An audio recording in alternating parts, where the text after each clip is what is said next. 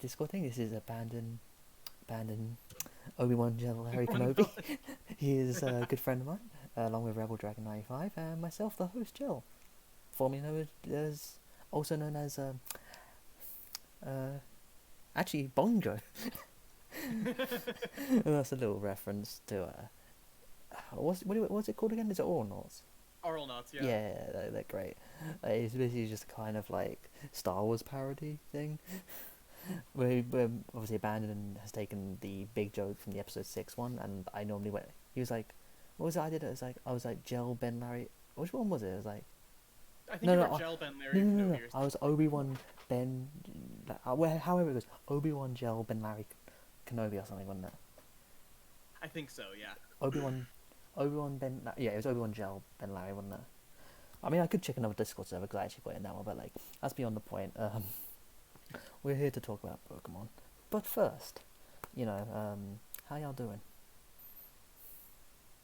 I'm right. Good. Wow, that was hella low key. Rebel's, very quiet. Is he? No, he's just being... Hang on. Rebel's No, being Move shy. back closer. no. No. I'm trying not to cough, that's what I'm trying to do. COVID. Oh no, do you have the corona? I wish. Yo. Then you'd be dead. Probably. That I was did used to be an asthmatic, so... Oof. Yo, we're gonna go well on this synchronizing. We're doing a real good job of that so far. We really are. Heck yeah.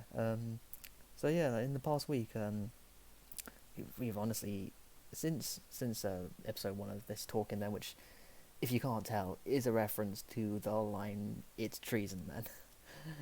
But yeah, that's just a lovely little thing because we're gonna be doing a Star Wars retrospective in the future.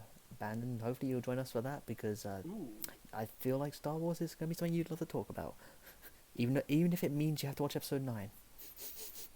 I'm never gonna watch episode 9. Yeah. But anyway, in the past week, the PS5 has finally had its price reveal. How do you feel about it? Let's just say... 2021 is the true release date of the PS5. Because Yeah. no one can get a pre-order. Yeah, it's been Yeah, no one madness. can get a pre-order, that's true. It's been absolute madness trying to get one. Like, oh, wait, Abandon. I actually managed to snag one, only for me to be like, nope. I got. What? I You ordered got one. one and then, like, you got an email, like, the other day, being like, nah, dude, it ain't yours anymore. Yeah, they were like, no, Ooh. we couldn't give you it, which annoyed me because the main game retailer over here, basically, they had them up the night before, and I hadn't decided if I wanted one at that point. Mm-hmm. Because I was like, I mean, yeah, I was like, I don't know if I want to spend the money on it because it's still expensive. No matter what, a console's always expensive. And Yeah. What do you think of the pricing? I think the price is fair. I mean, I think it's what I expected, I guess. Yeah, Rebel, was it me calling it or something? I can't remember. I mean, we said it was 450 and 350 ages ago. Yeah, I said 450 and 350 a long time ago, because I was like, I've been saying 400, 500 for basically all year. Like as soon as Yeah. they announced it. is the PS5 $499 then? Yeah, Okay. $499. Oh, okay, so they've $399 for the digital. They've genuinely matched the Xbox then, there for that, Yep. for the main one. Because over here, obviously currencies differ. Like, have you seen how much the Xbox Series S is over here? 250 quid. That is like, That's nice. that's like ridiculously cheap for a game console. Admittedly, it's That's That's not. like buying a phone. That's like buying just like a cheap ass phone. Yeah, that's cheaper than an iPhone. No, for reference, that's cheaper than a Switch, Yeah. That's true. which is kind of crazy. But yeah, I was like, $450 for the one with the disc drive. I'm okay with that because you remember 4K disc drive, and also I want to replay some of my old PS4 games on there if they're getting enhanced. Hmm. But yeah, like I was happy with that. Did you watch the event? I watched some of it, and then I watched the like trailers afterward that I missed. Yeah, I watched it live. Rebel was in and out of it because he was doing a marathon run of BBS. Actually, how did that one go again? You died on Eric, isn't that? I did. Yeah, So annoyingly it yeah, happens. It's BBS. yeah, because I wasn't paying attention. Well, I was, but then I was like, he's gonna kill me. Then he killed me. You were just like, this is gonna happen. I Eh. mean, Erica says you either die or he dies. Oh, There's no in what? between. Yeah, it really Yeah. is. That's the case for Erica's, but yeah, like I'm just gonna quickly run through like the event. I call it event. It was 20. It was 40 minutes. I was kind of. Yeah, it was a short thing. Is it wrong that I was kind of underwhelmed a little bit? Because I felt Well, like, most of it was stuff we'd already seen, yeah, but just more of it. I felt like, well, they hyped it up as this big event thing, so they're gonna be dumping loads on us, and it was just stretched out 5 minutes, 5 minute periods of games. Yeah, I expected a lot more, honestly. Like I know day one there's not gonna be much. There wasn't much. It's like Demon Soul, Sackboy, the two Spider-Man versions, and the ones that are cross generation, like Valhalla. Which, if a game's cross generation, and you have a disc drive, you are an idiot for buying the more expensive one. Yeah. Also, sorry to just quickly troubleshoot. Can you type in my chat, Abandon? Sure, one sec. I have to open your stream. Thank you. I just wanted to check because I couldn't. Yeah, thank you, Red. Yeah, it was not loading for me, but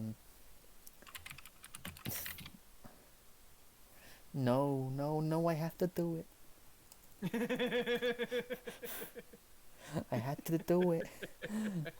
Um, but yeah, it started off with FF16 and ooh boy, I'm not a fan. You're not? Okay. No, I guess it's just. This sounds dumb. It reeks of FF14, That's fair. and which is an absolute truth because it's been made by the producer of 14. Sorry, the one of the main guys who built 14 up from the ground, like made it good, is on 14. The dialogue is very 14-esque, so it gives me a lot of like, kind of feeling, because I was heavily not interested in the story of 14. I know, That's fair. and a lot of people love it. It just wasn't for me. Gameplay wise, again, I guess I think it was the case of I felt like it was really, really going the wrong way. As in, like, Final Fantasy is never gonna be like not turn based, but like full RPG anymore. Yeah. It's gonna be more of action, which is a realization. I kind of guess.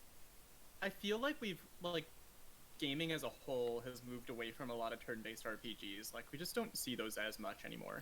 Yeah, I think it's. Then Yakuza are like, yo, we got you there. Yeah, I think it's simply just. Ironically, I think it's just because it's a waste of assets. Yeah. Which is ironic because I think like it's actually also a very smart use sometimes. Because if you look at like we'll get to it in Pokemon, but like yeah. I think it's also because like the general casual gaming public don't want to play traditional turn-based JRPGs anymore. No, they want to feel like they're doing it. Yeah. And yeah. So what did you think of 16 then, Bandon? I'm excited about it. I'm not surprised. Like, I am very unsurprised by the fact that they took a lot of inspiration from FF16 because FF16 has been a money machine for Square Enix. You mean so 14? like, or yeah, 14.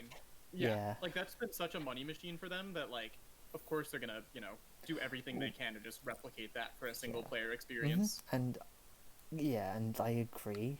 That absolutely makes sense because FF14 is meant to be one of those ones that kind of takes from every other one, which means it takes. Yeah. It's kind of like the heartbeat of the soul, if it makes sense. Heartbeat of the soul, heartbeat of the series. Heartbeat of the soul. That's a bit cool. That's a bit creepy. Yeah, and I'm just like, I also just have fears. Linearity is not inherently bad. That is a point I'll make in Pokemon. Don't worry. But but the thing is, the gameplay is very FF16-ish. Sorry, FF14ish, you mean? no, sorry, Devil May Cry. I'm getting worse myself. It's I it's feel very ya. it's very Devil May Cry-esque, which if you've played any of those games, they're linear. They're very, very linear with a little bit off the beaten path here and there, which is kind of what FF13 intended. I know you've played a little bit of 13, I think. I've finished 13. I didn't play the other two in that series, but Yeah. or finish the other two, but 13 I really enjoyed. Yeah, and even 7R it was linear, but that game kind of just it kind of didn't matter, and that's the way of dealing with linearity. If you make it so it doesn't bother you, then it's good linearity, which is something I really worry about for putting a full-on action game in Final Fantasy, because action games are incredibly linear and you risk losing any RPG element. Mm-hmm. Which is, I think that's my biggest fear, is like, if Final Fantasy isn't a fantasy, it's a hack and slash. And that would be the biggest disappointment I've ever seen. Which is that makes sense as a concern, yeah. I know, I loved 15, but that still kind of held a heavy RPG focus on it still. Like levelings and stuff. Again, first initial preview. Spider-Man, Rebel loves that. I know you do. I do love me some Spider-Mans. Yeah, Miles Morales. It looks so polished. I love me some Spider Drones. Even if they're not new Miles. But no, basically, the gameplay from that looks like they're very much going to be implementing Miles' two main differences to Peter, being invisibility and electricity, over Peter's kind of more gadget-based gameplay that he has. Because obviously Miles isn't actually a super science genius like Peter was. Yeah. Absolutely. So relying more on the electricity stuff, and the electricity actually, one of the moves he did functions very much like one of the gadgets in the original game anyway. So there'll be some fun experimentation with stuff like that. Oh, for sure. And it's honestly, I think one of the it sounds daft, but like, I was a bit hesitant on like the £50 price tag for it. But then you see 70 quid for that and remastered, and I'm like, go for it. That's because in itself it sounds like in my head it's an expansion. So if I'm paying 70 for that and remastered, which has all the DLCs and so on, I think that's a fantastic deal, and especially for day one. Yeah, are you interested in it at all, man? Oh, I absolutely. Spider-Man's one of my favorite superheroes, so I'm really considering, like, if I can, I want to get a PS5 on day one, or, shortly after release. And if that's the case, I'm getting Spider-Man immediately.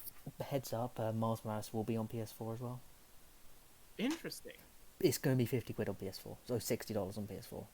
Okay, yeah. So it will work on PS5, but you won't get the remastered on PS5 of it. If you do buy the PS4 version, if that makes sense. Yeah. So it's best to honestly hold off for the remastered version, I would feel. But I do kind of feel like Insomniac read the whole pre-order shit. Oh, they they hardcore were like, yo, we're gonna have to release this on PS4 just in case. Yeah. Because the same things actually happened with the New Horizon game, where they released them out on PS4. But everyone's like worried that God of War is gonna be on PS4. I'm like, no, it's just the initial ones that will be. I feel. Yeah, I would only imagine that they release the day one games on PS4 as well, for the most part. Games like this that are like launch PS5. The first kind of batch of games are definitely going to be what happened with like a lot of the PS games released on both PS3 and PS4, where they're not going to be as good as the later games in terms of their graphical and performance capabilities. For sure. Because they have to appeal to still both consoles. So they have to make versions that will work on both. Yeah, and like the kind of thing is, you gotta remember, these games would have been worked on for at least 3 or so years, probably, or 2-3 years. So they would probably start off as PS4 games. And they're probably just going to upscale on PS5 to what the standard would be. Yeah, they probably just made them for PS4, but they've probably relied on PS5 loads more. Yeah. And that's probably it. Outside of that, it's Call of Duty, which is Call of Duty. It looks the same every year, in my opinion. Not interesting. Yeah. The Harry Potter game, awkward timing. Yeah. Yeah, definitely awkward timing. Which is a shame. Because a lot of people are like, don't buy it because J.K. Rowling will get royalties, and I'm like, yeah, that's annoying, but at the same time, I want the game. I don't know how to feel because Yeah. the game looks fantastic. It looks like the childhood fantasy I wanted. Like it's like not even just Hogwarts. You guys are like Hogwarts. I'm like that's ridiculous. It looks like a giant fantasy, and I think the way to compare it is just to other the game companies which are scummy yet people buy the games. Yeah, that's You true. know, Shout outs to EA. I was about to mention that, or like as much as Rockstar are great, they're overworking of employees. But also, they just released GTA 5 over and over and over again. Yeah, I can't wait for Yep. GTA 5 online on PS5. Dude, I can't wait for GTA 5 again. Yeah, Dude, I can't wait for Skyrim to be released on PS5. You 'Cause that's also they've already listed it apparently. I think. really. Yeah, it got listed a while ago, and then they took it down, and they're like, oh. Because Bethesda can't make an original game to save their lives anymore.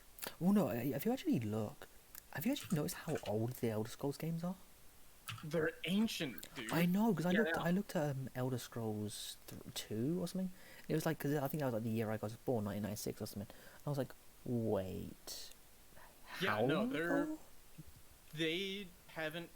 They release like one game in the Elder Scrolls series like every decade, basically. Well, yeah, we've gone Sometimes- we've gone a console generation without one when the PS3 had two. It's obviously the game production thing because remember, Final Fantasy used to just release 3 each gen, Yeah, and now they can. I mean, they've technically got 2 out last gen, and you could argue 14, but 14 was on PS3 as well, and that's an ongoing thing.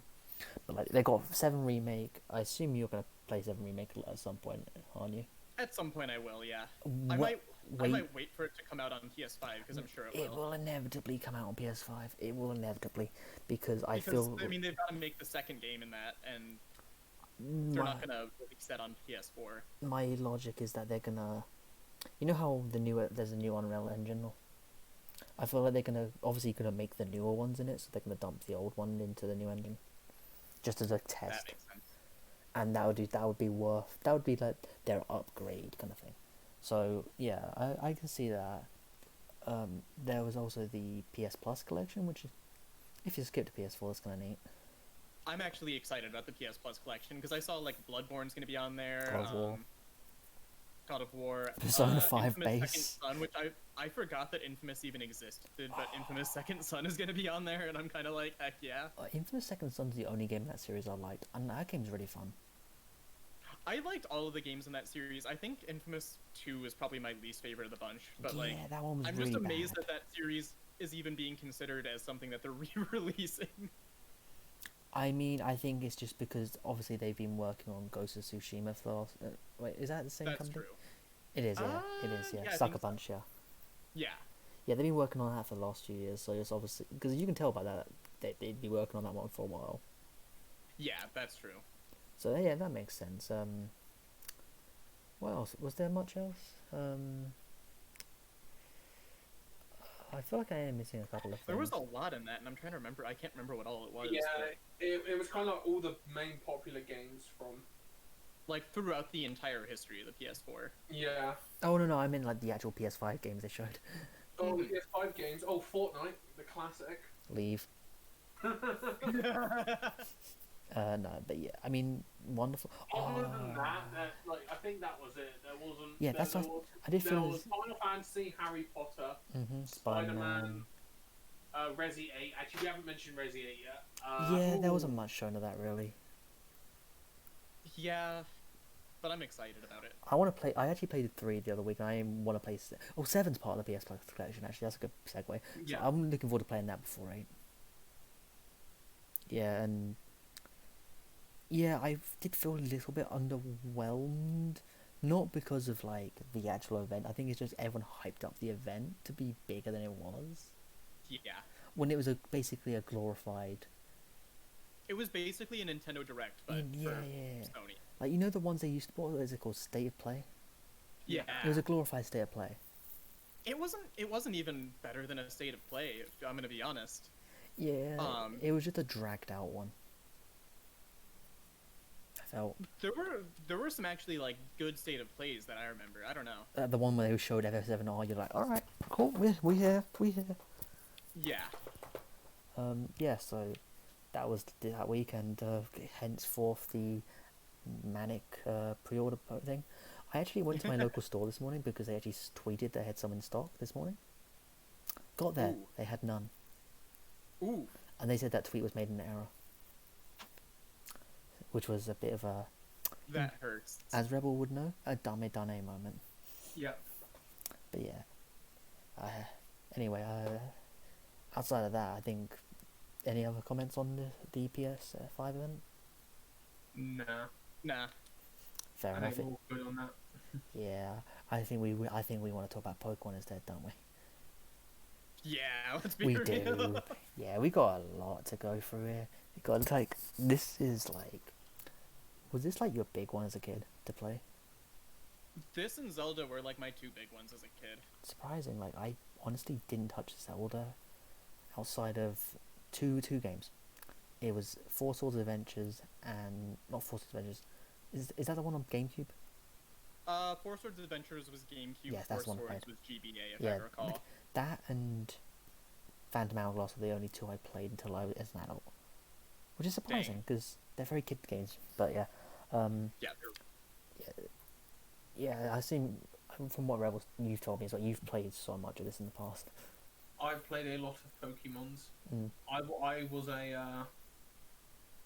I was a GBA and Nintendo DS kid, so Yeah, same. Pokemon was a lot of my Pokemon was a lot of what I played when I was younger because I didn't really get a PS2 until I was like early teenage, and then after that it was 360. But still, Pokemon was always something that everyone kind of played. absolutely. Like I remember actually, this was really dark because I used to do a lot of drawing when I was a kid, and it was specifically of Gen 3 because I started with Gen 3. Which ones did you guys start with? Gen 3. I started with Gen 3 and then worked backwards, if I remember I right. did the same thing. What did you do, Rebel? I did Gen 3 and then I went from Gen 3 onwards. I did eventually play some of Gen 1 and 2 later on, but most of my experience with Gen 1 and 2 is from, as per usual, watching speedruns. Of course. Because that's how I learn about nearly every game I know about. Yeah, you generally definitely like Yakuza one last week. He was like, you knew of its existence, but you didn't watch it until speedruns, Yeah. and hence didn't get interested. But like, would you actually know the order you played them off the top of your head? Yeah, Abandon. The order I played? Like, if I give you an example of me, I can just go 3, 2, 1, 4, 6, 5, 7, 8. I went 3, 2, 1, 4, Mm-hmm. 5, Yep. skipped Black 2 and White 2, 6, and then I only played Sun and Moon, not Ultra Sun, Ultra Moon. I assume and you've then I not didn't bothered play with 8. I refuse to spend money on Gen 8. any reason why. Don't think it's worth it. Pardon? They're not good games. They're Yeah, not. they're not good games. They're really poorly optimized. I don't think it's worth the money. We will get to those ones, and boy, that'll be a discussion. But That will be. yeah. So, what about you, Rebel? You said you worked I upwards, did. so I did 3, 4, 5, then parts of 1 and 2, 6, 7, 8. yeah. And just out of curiosity, which would be your favorite generations? Always Gen 3. Always Gen 3. Gen 3 stands rise up. Gen 3 stands. Yeah, for me, it's I think I go like 3, then 4, then 5. I think I'd agree with that. for me, it's actually Gen 3, followed closely, very closely by 5, and then 2. So yeah, that's a bit of a random one. Yeah, I the very first one I played was Ruby. Like you started with Sapphire, didn't you, Rebel? Yeah, Sapphire. Sapphire, heck yeah. Sapphire boys rise up. No, No Ruby boys. I guess it's treason then. It's talking then. Yeah, we will get to Ruby and Sapphire Emerald, which that's gonna be wonderful. But first of all, we've got Gen 1, which it consists of Ruby. No, it doesn't. Red, blue, and yellow. Consists of Ruby, Sapphire, and Yellow. Yo, that's a real crossover right there. Yeah. So, like you said, do you actually own a physical copy of them? I have a physical copy of Red, Blue, Yellow, Gold, Silver, and Crystal, yeah. Okay. I actually own. You don't own green though, SMH. No, I'm not a weeb. Yeah. But I assume you own like the remakes as well. Yeah, I have Fire Red. Okay. And then I got Let's Go Eevee. Yeah. I have red, yellow, gold, silver for the first 2 gens. What about yourself, Rebel? I don't have physical copies of them anymore. I've got the virtual console versions of yellow, silver, and crystal. Which actually people don't really mention it. They're really nice to play, those ones. They are really nice, and crystal actually adds in the event from for Celebi. Oh, that's cool. Yeah, and because it's crystal, you have a higher chance of getting that shiny Celebi. Oh, for sure. I am really interested in doing that at some point. Not that it's that shiny, but just doing the event. Yeah. Because obviously, I remember Gen 4 did the same kind of thing, but anyway. Yeah, like, I... Obviously, having, like I said, abandoned... having gone backwards to Gen 1, it did feel... I assume you probably felt the same thing, where it felt a little bit weird playing it, but it also had its own charm. Yeah, it was a little underwhelming at first, I remember, as a kid, but then, like, it's still a great series of games, the first 2 gens. Absolutely, and, like, if you just look at Gen 1, it did set the precedent, or for at least, for definitely what was followed up through Gen 5, of, like, just consistently lots of new Pokemon, lots of new areas, lots of just, basically a lot of variety, and the first thing you can look at is the Pokemon available, because it's obviously obviously influenced by nostalgia, but like you look at Gen 1, you can just list off half the decks. Yeah. It's because Gen 1, because of obviously the limited sprite capabilities and stuff, had to make very, very memorable Pokemon, especially based on other things as well. Like, even though Voltorb and Electrode are just balls, everyone remembers Voltorb and Electrode, and everybody remembers clicking on the Pokeball and Electrode being like, "Hi there!" Oh, so fun fact, I actually used to be terrified of Electrode. So so when you everybody remembers the exploding ball that appeared every now and then. Yeah, and then when you get to Gen 2 and you fight the 3 of them, that was one of my worst nightmares. Yeah. So to the point where I actually asked my mom to beat them for me. But yeah, you literally look at them, and they're iconic. I would personally argue that they're like some of the weaker designs, but if you kind of look at an RPG series, I don't want to say you want your first one to be your worst, but like you want it to be an upward curve. Yeah. And I feel you need your first one to be a starting point, and nothing in Gen 1 feels outlandish. Like when you get to some of the designs in Gen 5, but nothing's so kind of like boring like some of the designs in Gen 7 are. Yeah, I agree, because it's definitely like Gen 5 was when they kind of went, okay, we need to just twist this a little bit more, and that's when they started the downward slope kind of went, because it's like, instead of being when you have restrictions and that's how you become creative, by working within restrictions, it forces you to make solutions. They kind of go, we're moving the box, and then they've been moving the box further and further and further.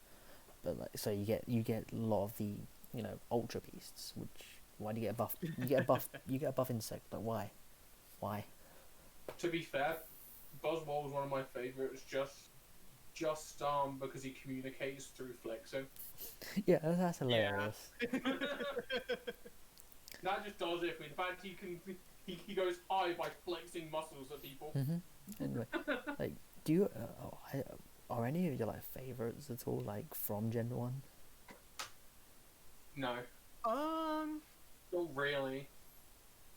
I'm sure I could like. I like a lot. Yeah, I like a lot of Gen 1 Pokemon, but I'm sure I could pick like a ones aren't Pokemon that I like and end up with the Gen 1 Pokemon eventually, but it's not my top ones. Yeah, like the only ones that the only ones from Gen 1 that would genuinely stick out would probably be like Pikachu. Well, and also the like starters are some of the most iconic ones. Yeah. Everybody remembers the thin dragon becoming the fat one with wings. I did. Okay, I will say I love Dragonite. Yeah. If you don't like Dragonite, your opinion is wrong.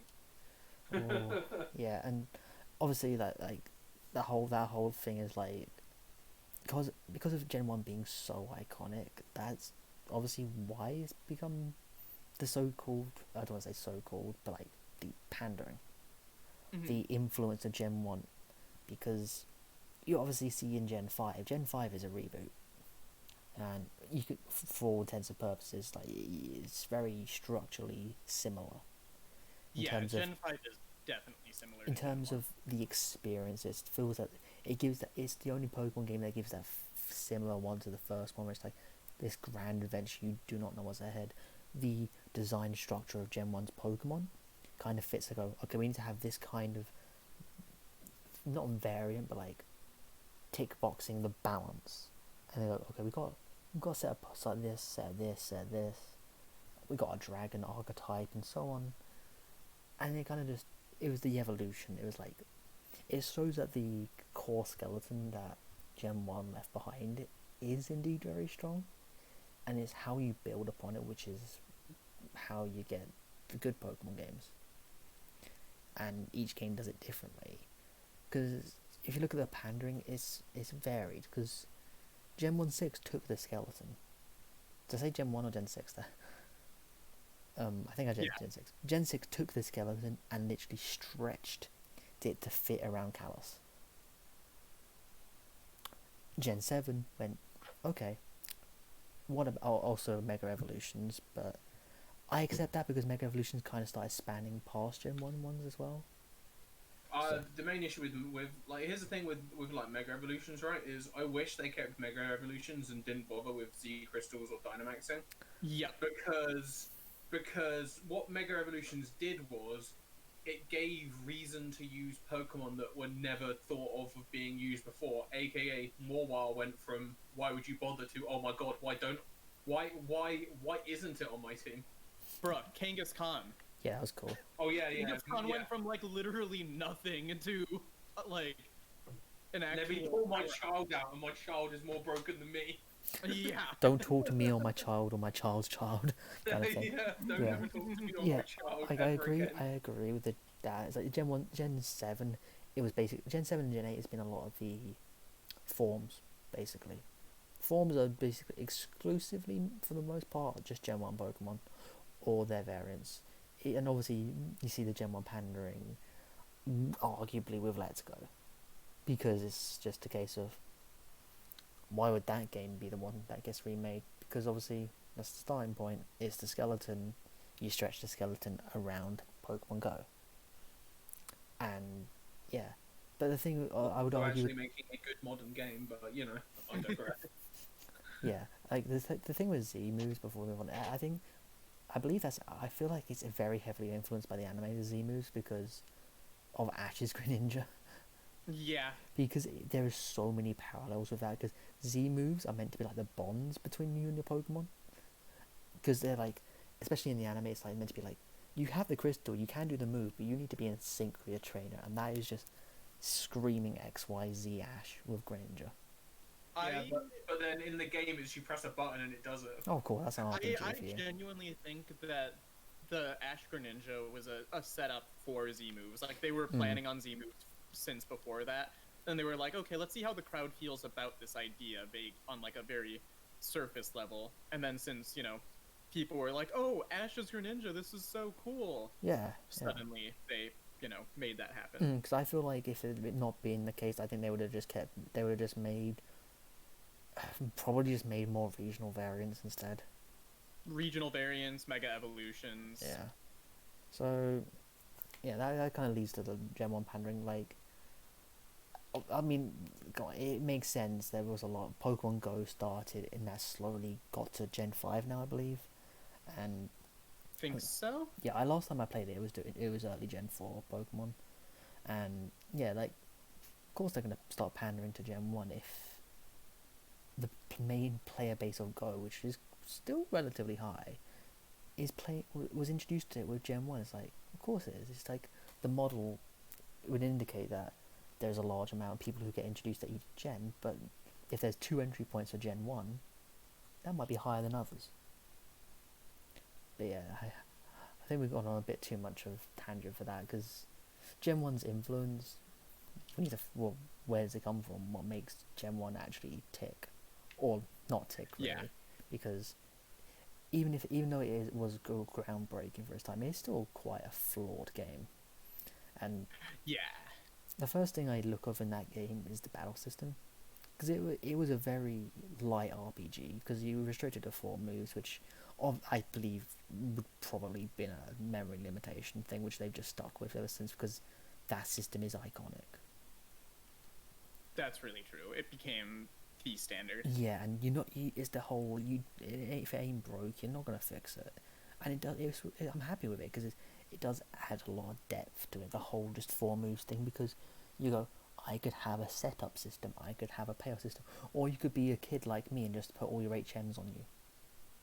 Yeah, but that's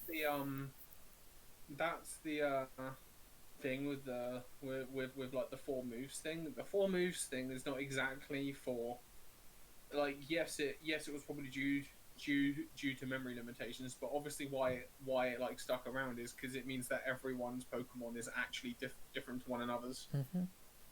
Because especially when you're a kid, you would be like, oh, but my Charizard knows this move, and you would be like, oh, but my one knows this move.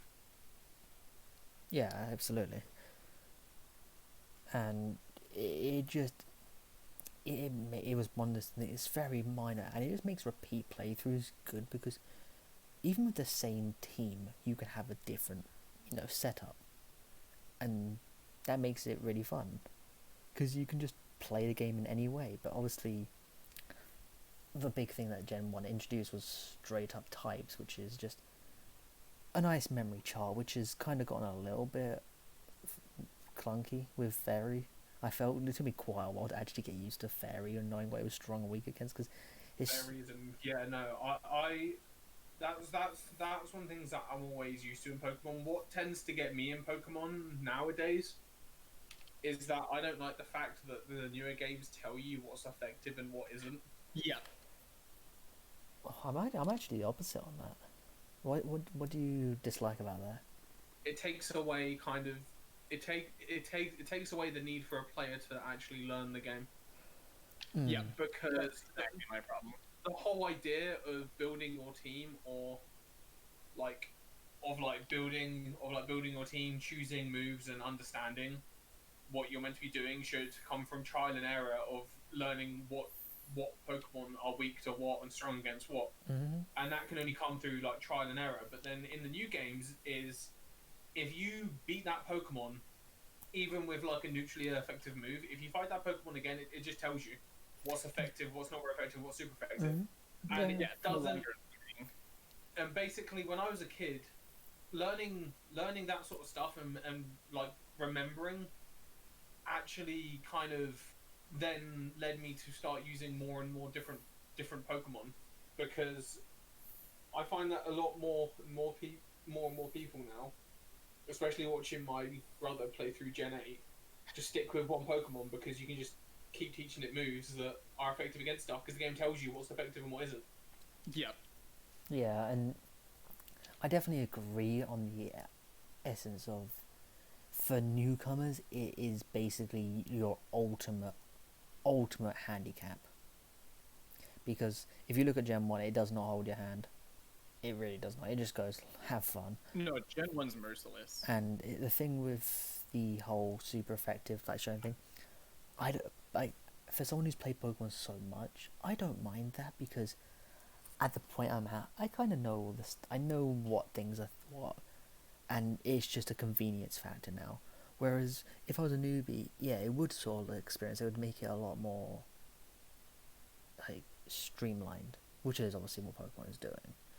But yeah, it's just a case of types. Types in fantastic. What is your favorite type?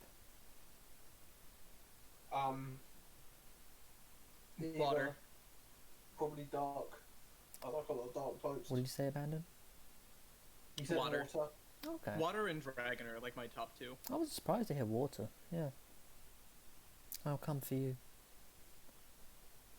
Legit, water type Pokemon for me, like when I was a kid, I was terrified of swimming, and for whatever reason, water type Pokemon like got me comfortable with water, and then I got very comfortable with swimming. Okay, Because of that. that's actually kind of sweet. Yeah, and like that's nice because you obviously have that connection. Yeah. And yourself, Rob?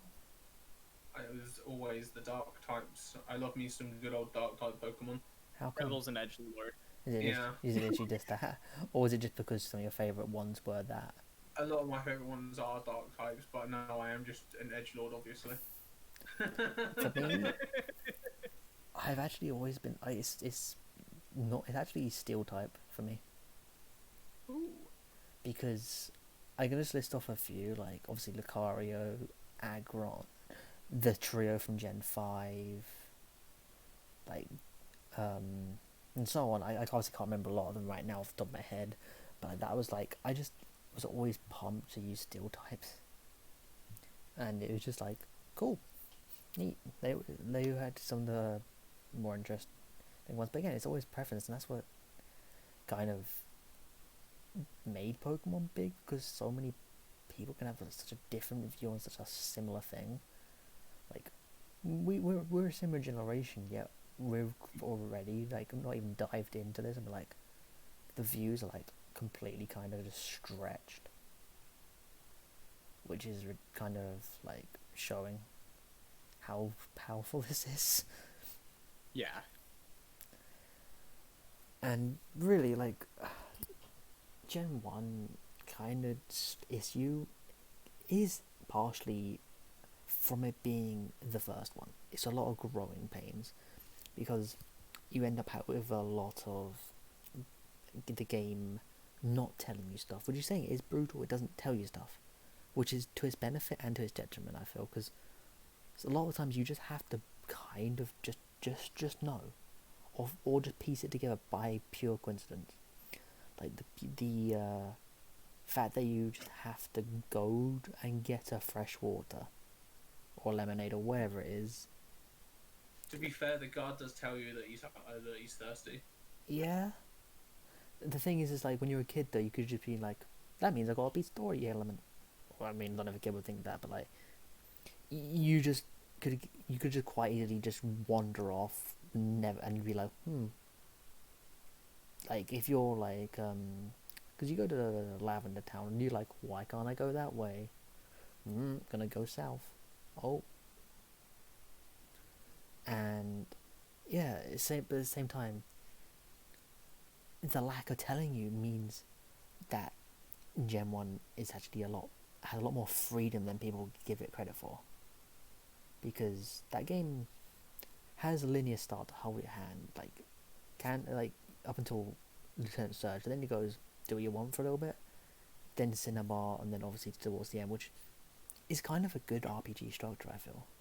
Well, the structure is you have to do the first 3 gyms in order, but then after that, if you want to go get Surf, then go do Cinnabar Island early, feel free. Or if Like, if you want to go beat Koga, then go to Blaine. Feel free. If you want to do everything in order, i.e., go from Surge to Erica to Koga to Sabrina, and then to Blaine, and then Mm. Giovanni, then you're all good. You can do anything in any order. The only stuff that you have to do in order to progress the game past Lieutenant Surge is go get the Silph Scope, which technically you can skip, but you know. Yeah, and the fact is that the game's way of tying that all together, so is just literally is Team Rocket, so that they have fixed encounters that you'll stumble upon them, and that'll be how the game advances at points, because the game has, like you said, the linear. We have the linear one in Mount Moon, which introduces them so you know they're around, and then obviously you have the stuff with the Celadon Game Corner, because you just know they just plant them there. You don't even know that you need to go down there unless you drag your way around the NPCs. You can just stumble upon it and be like, oh, neat. And you can do that in whatever order, really, because you could have just done a lot of the other stuff. But obviously, there are gatekeeping things, so the game doesn't keep you too far ahead, because then the whole kind of idea of balance comes into question, which the whole aspect of Gen 1 balance is quite unbalanced, I believe, just simply because of a lot of coding and types, because we all know that psychics are busted in Gen 1. Psychics are busted. Nidoking is absolutely busted. Yeah, and it's actually like they're busted more because of and they're busted just because they didn't have answers, especially not in the Gen 1 landscape. That's what, and a lot of Gen 1 is just kind of people took oversights and then just rolled with them, because I guarantee you when they put psychic types in, they weren't like, yo, these types are going to be broken, and then they forgot to put in anything that can stop them. The only ghost type move in the game is Lick. Yeah, and the only ghost types. Attack. Yeah, and the only ghost types have Are weak to poison. them. Yeah. Yeah. So like that's an obvious oversight that they've just kind of had to rectify later on, and in later gens. But like, there's the things like you even have. There's the glitches with moves and things like Blizzard. I think there's a glitch where like if you miss or something, you're done for. Yeah, basically Blizzard, whenever moves in Gen 1 hit, it basically rolls a dice between 1 and 255. Mm-hmm. And the reason why, and this is another reason why the 256 1 in 256 it is a thing, because if the dice rolls exactly 255 on a move that has 100% accuracy, then it will miss because it doesn't know what to do. Mm-hmm. But Blizzard, there is another part that goes into whether a move hits or not. But Blizzard, in some instances, if you miss on a very, very particular number within its range, I can't remember what it is with missing, for some reason, Blizzard just always defaults to that number. Mm-hmm. And it will just keep missing regardless. Yeah. Interesting. Which is a very strange thing, but like... It just keeps... Yeah, I don't know if it was fixed in later versions, but there are some versions of Gen 1 where if Blizzard misses, I think if it hits 3, which is obviously in its range to miss on one of its things, but it's like it hits a very, very low number, and then if it hits it, it just always defaults to it. Interesting. I also really like the kind of reverse of that, where you can spam X accuracies and guarantee, or no, it's the speed thing. If you have like a high enough speed, you're guaranteed crits if you're faster than your opponent. Oh yeah, because obviously, yeah. So I remember when I was playing Gen 1... No, it's actually based on your base speed stat, actually. Yeah, but you can also like use X speeds, and if you're fast, and if you X speed faster, then you also get the better crit. Which is kind of, again, that just shows the sheer lack of balance that Gen 1 has, which is kind of just a sense of an archaic RPG. It was coded very, very quickly and very, very poorly. Yeah. Is the easiest way to say it. Let's be real. Has that ever changed with the Pokemon Company? No, it really hasn't. Not at all. But like, But Gen 1 is very, very, very much a product of its time. Because a Yeah. lot of the issues with it are actually kind of based on cartridge limitations as well, where they couldn't do more to it. That's true. Just because they were limited to how much memory they could put on the cartridge, obviously. Mm-hmm. And trying to add more to it or try to fix stuff would have made it not work. And obviously they had to get it out on time as well. Yeah, because again, I'm pretty confident that like I'm sure this game barely came out, like because if this is 1996, the Game Boy Color is like near enough there, and the same thing happened with well, the same thing happened with Gen 2, where that came out. I think when the Game Boy was out, Game Boy Advance was out actually, I believe, like over here in the West at least. Whereas like that shows us how long these were taking, and obviously, yeah, like it's quite a struggle to make them. But at the same time, they do genuinely have their charm. Like I kind of do, I do. I'm still always impressed with how the sprites are. The like UI is simplistic enough, but like seeing like the Pokemon from behind is kind of cute. Because a lot of other RPGs, especially like Final Fantasy at the time, they're Sideways. side on, Yeah. and it was Yeah. just a nice different perspective. Because that's the kind of perspective that honestly 3D RPGs all now take, where you're always facing the villain and you're behind the player. That's how they do it. Everything now, like Persona 5, think of that as the example. Yep. It's just swayed in that way because it's the way of keeping maximum engagement. Because you look at yourself, you look at a villain, you know what you're doing. Side on is just like ordering, and it's very subtle things that kind of like make RPGs stand out like that. But like it was just overall a very good experiment that was to just become like more perfected. Like, have you actually ever beaten Gen 1?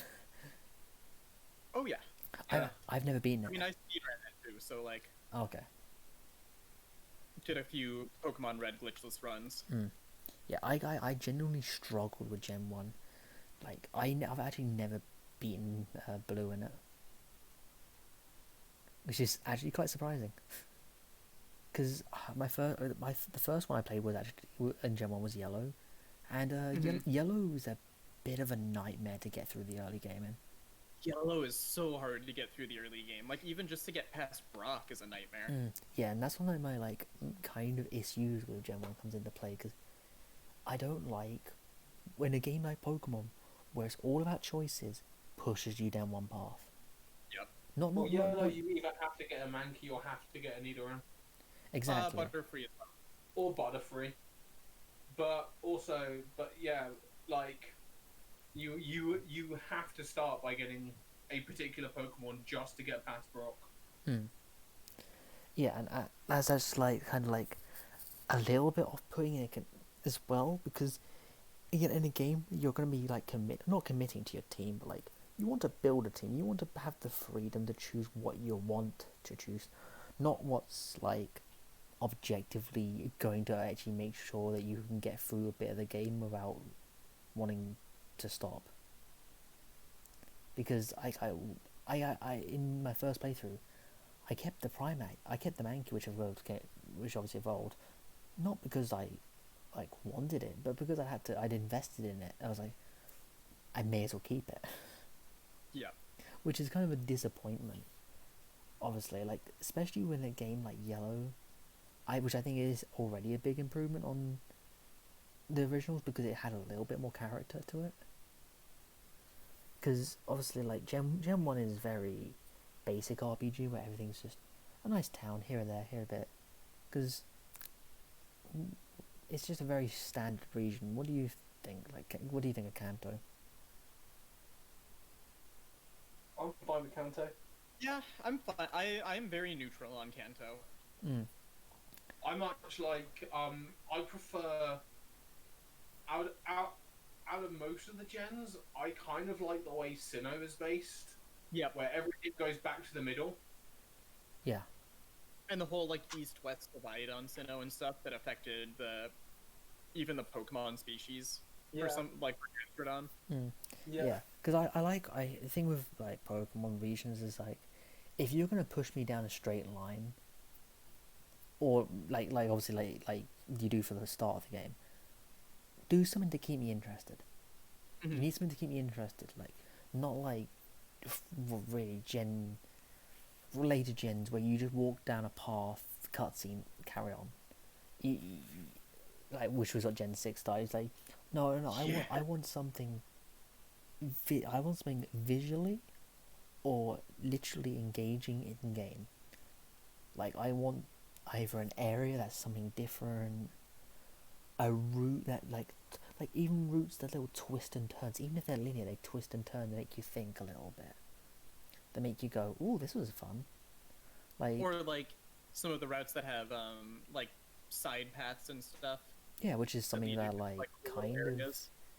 which is kind of a trademark of Gen 3 to have side paths. I think Yeah. yeah, I think um one of like my favorite routes in Gen 3 especially is the one to the right of no the one to the one to the left of Fortree. Yeah, The Yeah. so I one was that about to leads say the north Weather to Institute. yeah, that's one of the best routes in the entire game. That's one of the best routes in the entire series, if I'm gonna be honest. Like that's just Yeah, a really well designed area. Yeah, it yeah, really is. And like Gen 1 has a sprinkling of these. There's a few yeah. here. The only area that's even remotely like it is is the route down from Lavender Town Yeah. to Fuchsia. Fuchsia. Oh, I didn't know that pronunciation. But yeah, like Also the route to the like water route to Cinnabar. Yes, the one mm, with Evo Seafoam. Milo. yeah, I kind of did like how the whole thing with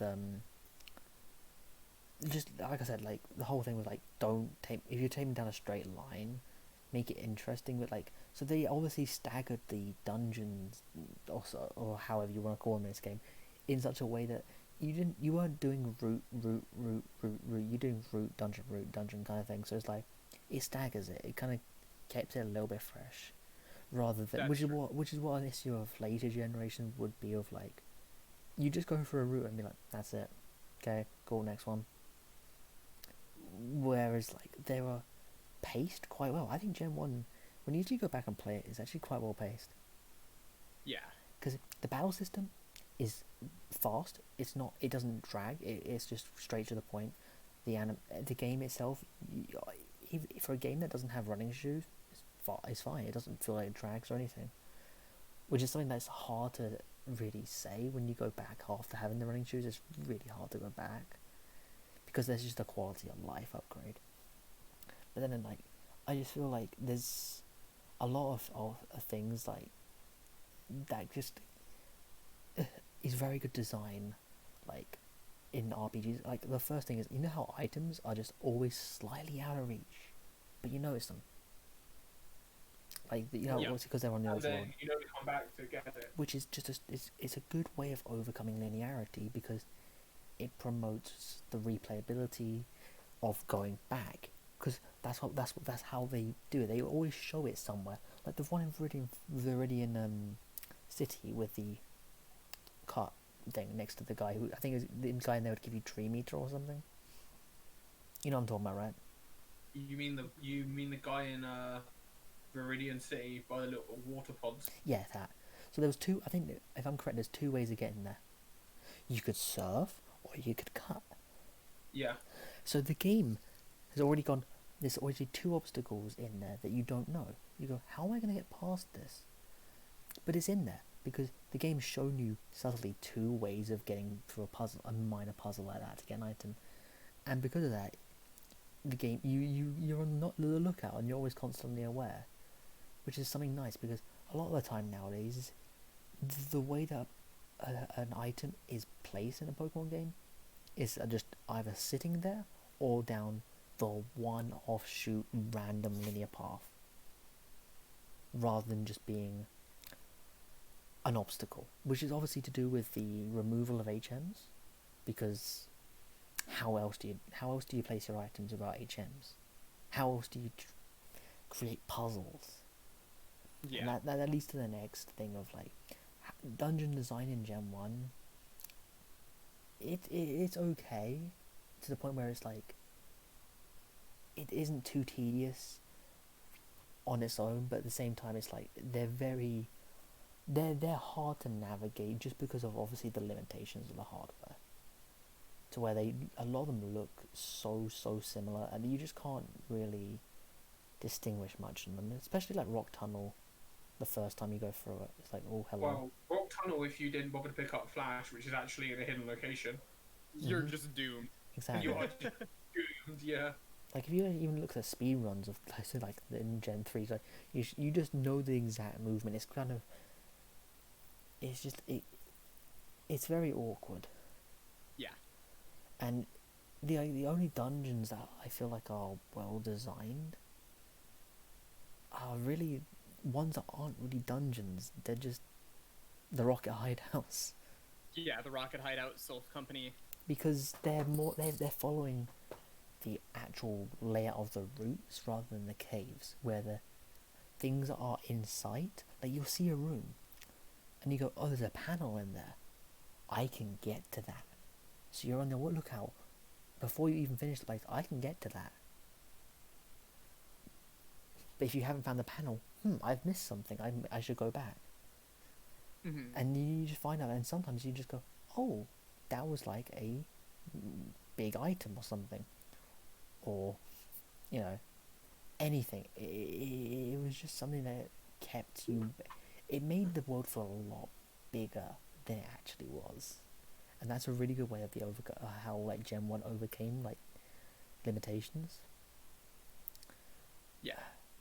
And like the optional stuff, obviously I can't speak on Cerulean Cave because I've never beaten the original, but that was Cerulean Cave is very much a maze with a very, very linear answer to it. There's only one way you can go. Really linear, but it's really interesting at the same time. Yeah. Yeah, it was basically just your reward cavern. Yeah. Yeah, it is basically just here's Mewtwo. Yeah, it's basically here's Mewtwo. Good luck. Yeah, and that While he bombs you with fucking psychics and kills every one of your Pokemon every time. Yep, and that's the whole thing with the Master Ball. The Master Ball is obviously for Mewtwo in that game, because it was meant to teach the player without telling them. Because if you get a Master Ball, you don't know what it's for. You think, oh, it's just you use it on a Pidgey like the rest of us do. Or you be like me in Gen 2 and use it in Victory Road on a Steelix for some reason. To be fair, Steelixes do have like a 1% chance of spawning in that game. And they're like actually hard to catch. I think they have like a pretty low catch rate. Yeah, for some reason Steel types.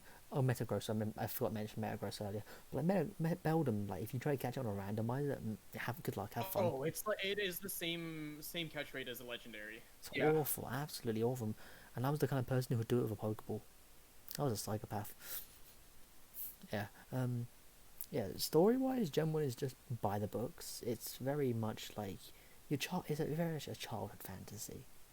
Yeah. Where it's very basic. You just live out your fantasy of leaving home, which we can't do right now. I'm sorry, Lord. I'm sorry, world. I want to leave my home. Yeah, and it's very by the book. It's improved a bit in Yellow by actually having a bit of the anime influence on it, because obviously you get Team Rocket having Jesse and James. So it's just a nice bit of freshen up, and especially Let's Go, which actually absolutely incorporated that and toned up like by 1,000. But it's very good in what it does. It's not overly ambitious. It's just by the books, plays it safe, and it's satisfying enough for what it is. And the cities themselves in it, they're mostly, I feel, okay, with a few good ones. What do you think? Well, the thing is with the cities in Gen 1 is they're all very, very kind of, here's a city, is there a gym here? No? I bet move on. Yeah. Yeah, like... There is nothing there, unlike, say, a city like... The most pointless city in Gen 3 is Pacific Log out in the middle of the Oh, ocean. Pacific Love, yeah. I absolutely love that city just because it's so stupid the fact you have to walk on the boards to get between places. that like I like going there. That's my fly location most of the time. It was also like such a creatively designed town. Like it had like a nice identity to it. Yeah, the thing that Gen 1 had for its towns was it was just themed. It was obviously like Cerulean is the water city. That's crazy. Yeah. And and then like Lavender Town is just, you feel it with the music. It is just a graveyard, Yeah. and it was just nice because obviously like for a lot of us, this is Pokemon's our first RPG, isn't it? Yeah. It was definitely one of my first. Yeah, and it's just a case of like you felt the theme of it, even if it was still yet to really be perfected. Yeah. And at the end of the day, it was very much a game that came out, did what it did well, and it basically set it in stone. Because the only thing we have left to mention is the rival. The rival kind of set the precedent for the first two games. That's true. Yeah, Blue is just the generic first rival. Is probably one of the. But he's best. also like one of the best rivals. Yeah. Yeah, the thing with Blue is they basically used a generic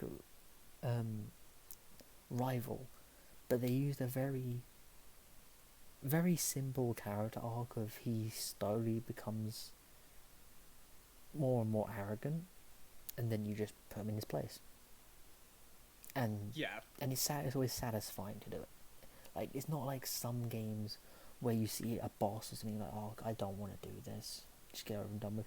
You always see them and be like, yeah, it's like, smell you later, and I'm like, yeah, you better go. And yeah, you just, that's obviously why, like, you know, that's why Blue is iconic, because he's the rival you love to hate. And Yeah. I think you could argue that for Gen 1. It's a game you love to hate and you hate to love.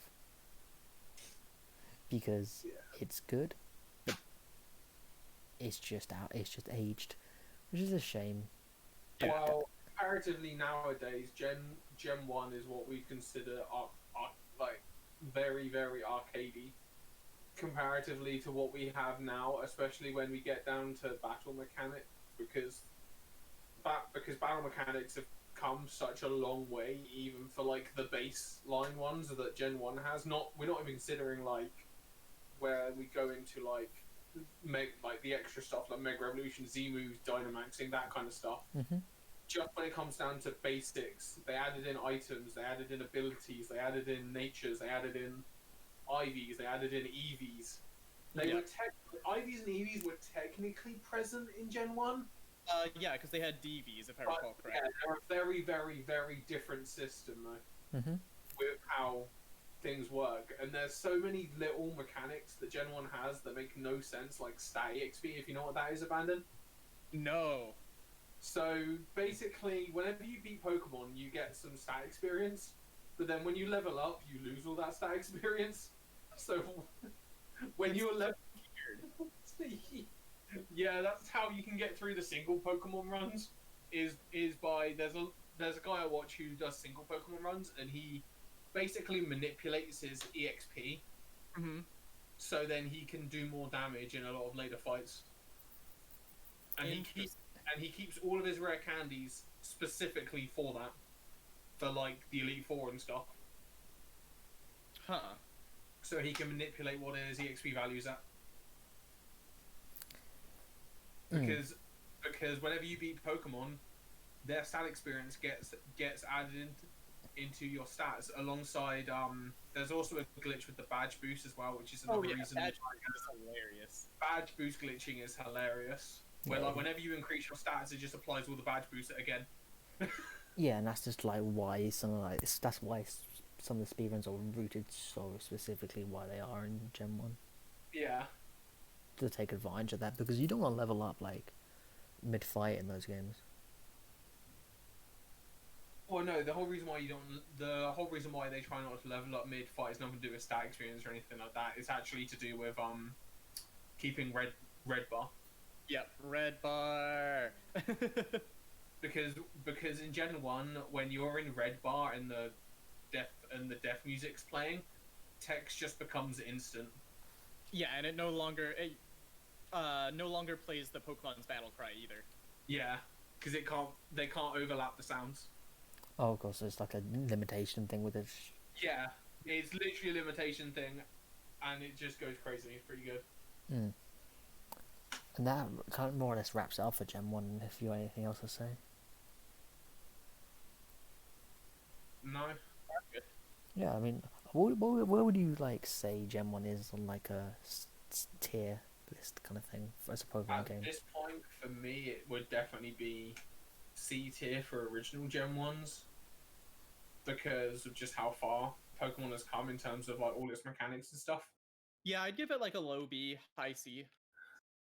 I think it's better than some of the recent games, but yeah, it's not up there with some of my favorite Pokemon games.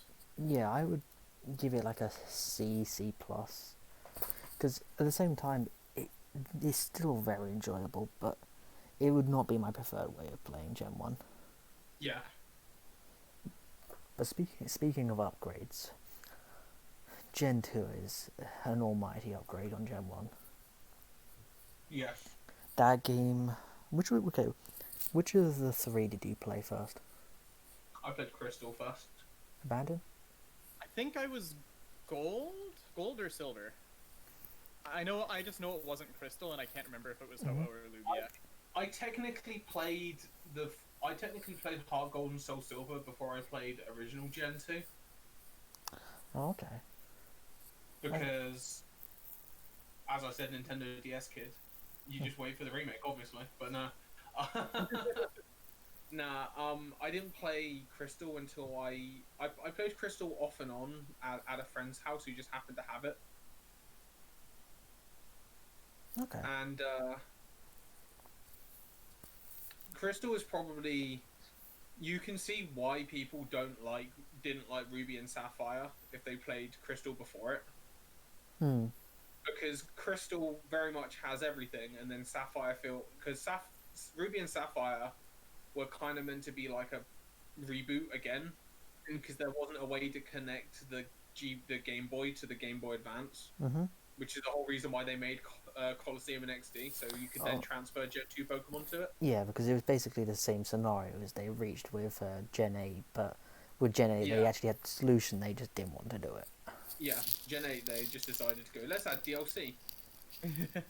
Yeah, it was just the constraints of trying to get the game out in time. And that actually annoys me more than the Dexpocalypse. I would have rather them kept the Dexpocalypse. Yep. Than actually go, psych, we can add them in later. I mean, that was always going to be the case, that they could have filmed. Is it down? You just patch it in. Yeah. Oh yeah, they've been so horribly memory inefficient with Pokemon games that like they could have easily had it. Well, speaking of like memory constraints, like that's the thing with like Gen 2 is like they just managed to cram Kanto in there on top of Johto. Like I know Johto is a smaller region than Kanto, it doesn't feel it.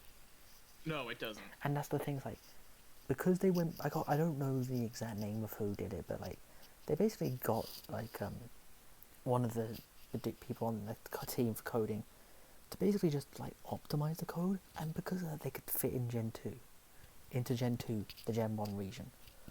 And that But was obviously, the last time they did that. and that was like, well, yeah, but that I do understand why they won't do it now, because the assets, the sheer amount of assets you have to use. Imagine a 3D. No, I mean, not cramming two regions together. I just mean optimizing their code. Yeah, I mean, I believe I'd argue that they optimized Gen 3's code a little bit. They probably did with Gen 3. I'm more taking a shot at. Yeah, I think it's more with Gen 4 onwards when they started using 3D engine and stuff. The more they started using 3D, the less optimal it became. you heard. I mean, and this is Gen 7 talk. But you heard about like the thing that happened with Lily in Gen 7, right? Where I every Where it's like cutscene or It's my something. favorite thing. Every single different camera angle is a different model. I love it. It's so dumb. it's the worst thing ever. Yeah, but like that's the thing. Is like they would manage to cram Kanto in, and obviously they did have to gut a lot of the little things in Kanto, which came back in the remake because they weren't constrained anymore.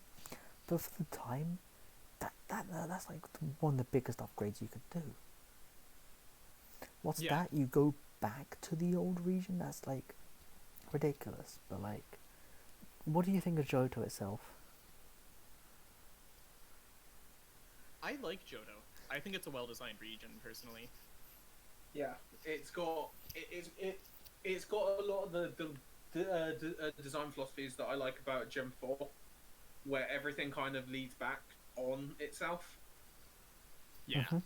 Yeah, Where literally you go to Ekritique City, I think that's the right one, it is. Yes. the one with Morgan, Yeah. and then basically every city leads kind of back to there, and it's kind of one big circle, it's like a big semicircle, basically, Mhm.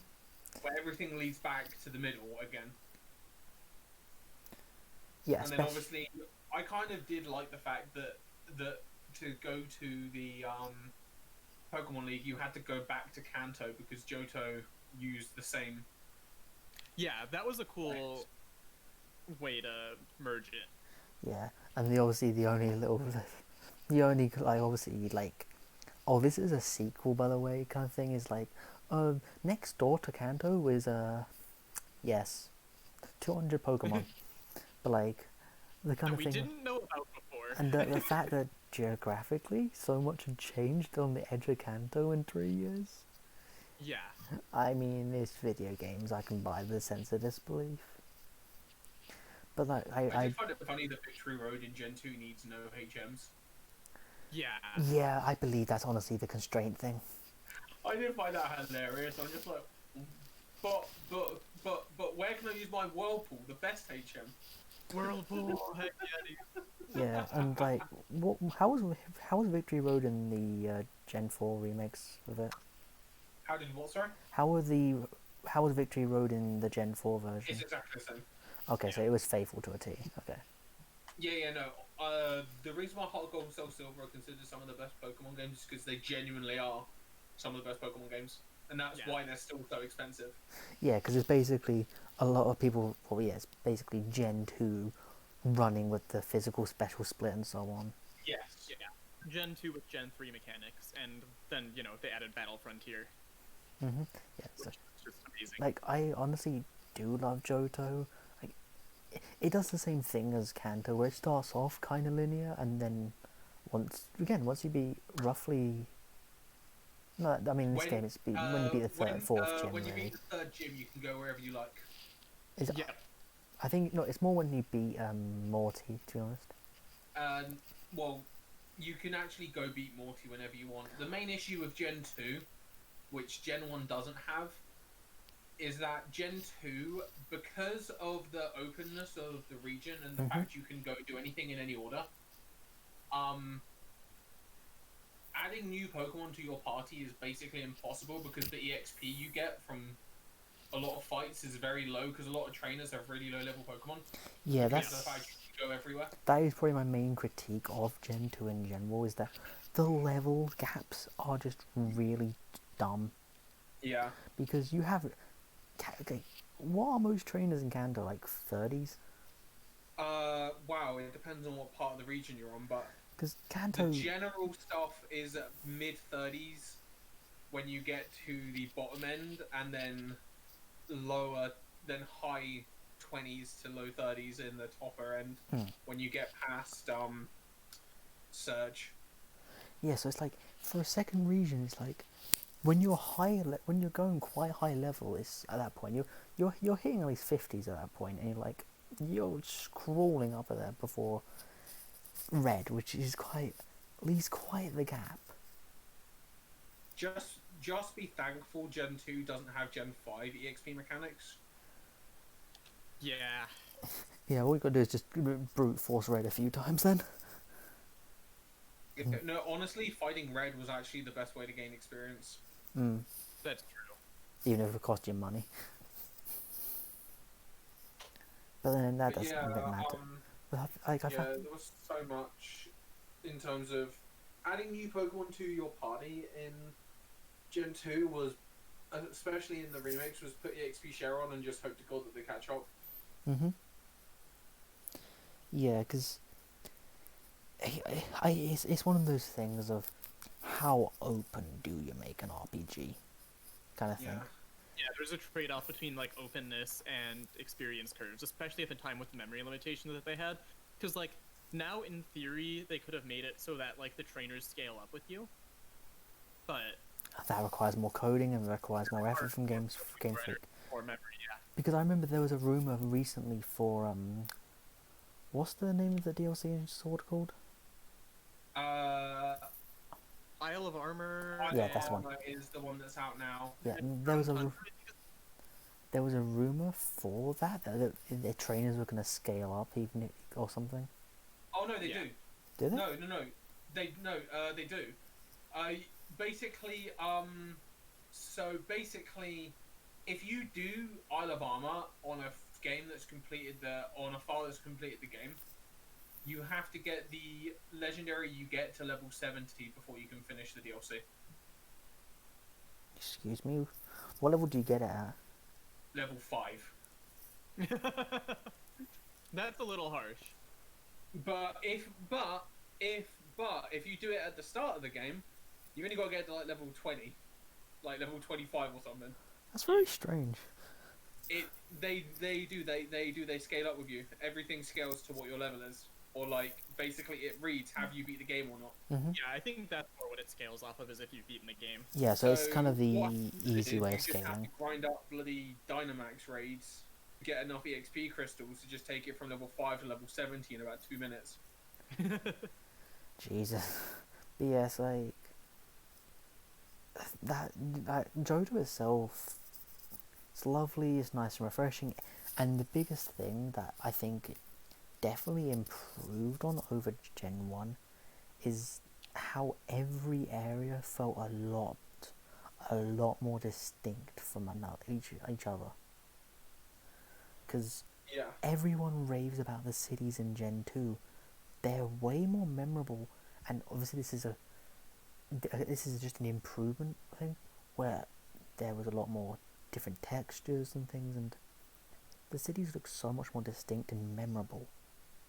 They were just interesting to look at, and they weren't just boxes, because in Gen 1 they're boxes. They're just big rectangle box towns. In Gen 2, they're varying sizes. Like, obviously, they follow the staple of New Barktown being your standard square for, your starting town, which would actually stay until Gen 5. When you start in Black and White 2. Gen 5 is a rectangle, yeah. No, in Black and White 2, like, you start in, like the route of it, not the city with a gym in it. So it's already like, okay, structural changes and so on. But obviously they're by the books. Like, you have, like, routes that aren't just rectangles. They're all, like, wibbly wobbly sizes. Like, you have a lot more alternate paths in there. Because, like, look at the route next to New Barktown. You got the top bit and the bottom bit. It kind of goes to the player without telling you, this is your way back. Or if you like, go up to the Lake of Rage, there's like 2 or 3 ways up there. It's just very subtle little things, even if you do get mugged by Team Rocket for it. You love getting mugged by Team Rocket. But even if you look at the cities, like, Goldenrod is big, it feels big, even though it's very small. Like, if you actually look what's in there, it's very small. It's just made to feel grander than what it is. You look at Azalea Town, it feels nice and compact. It doesn't feel overwhelming. You look at Olivine, it structurally is different, and it's interesting.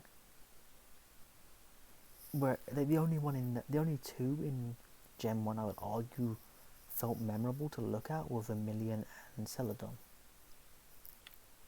Yeah, because they were very, very different. I would to maybe what the put. other ones I were. would maybe put. I can't say that word.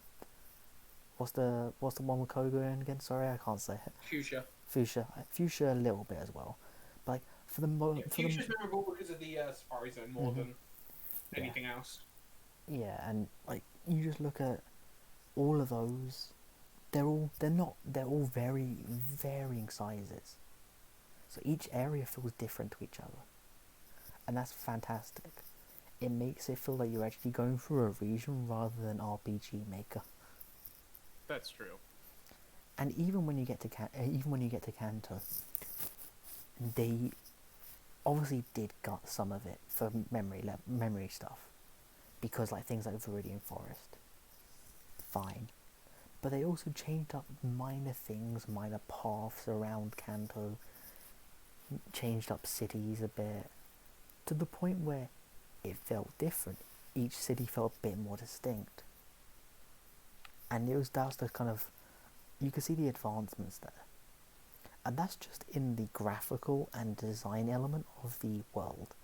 That's not even introducing the mechanics that were introduced in Gen 2, because that's when we started getting the breeding, that's when we got genders, that's when we got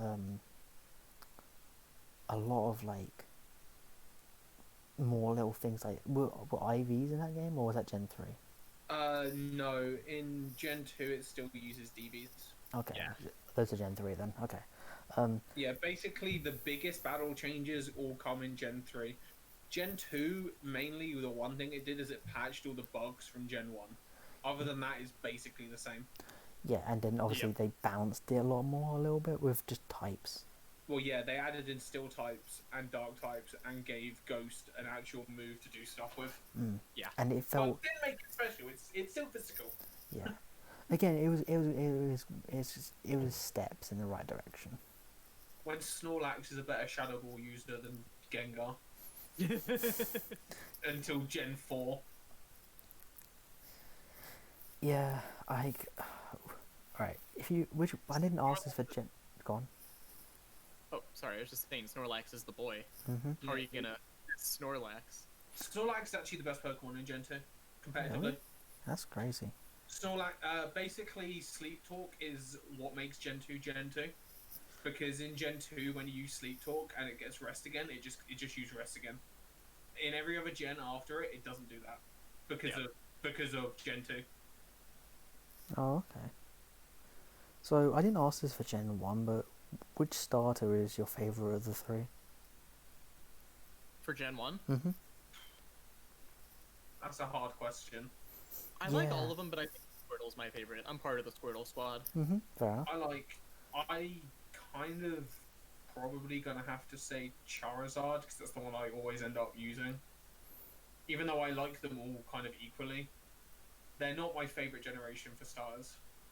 Yeah. Yeah. My thing with Gen 1 with starters was like, this is more so something that the Fire Red Leaf Green helped with, but they all felt very viable.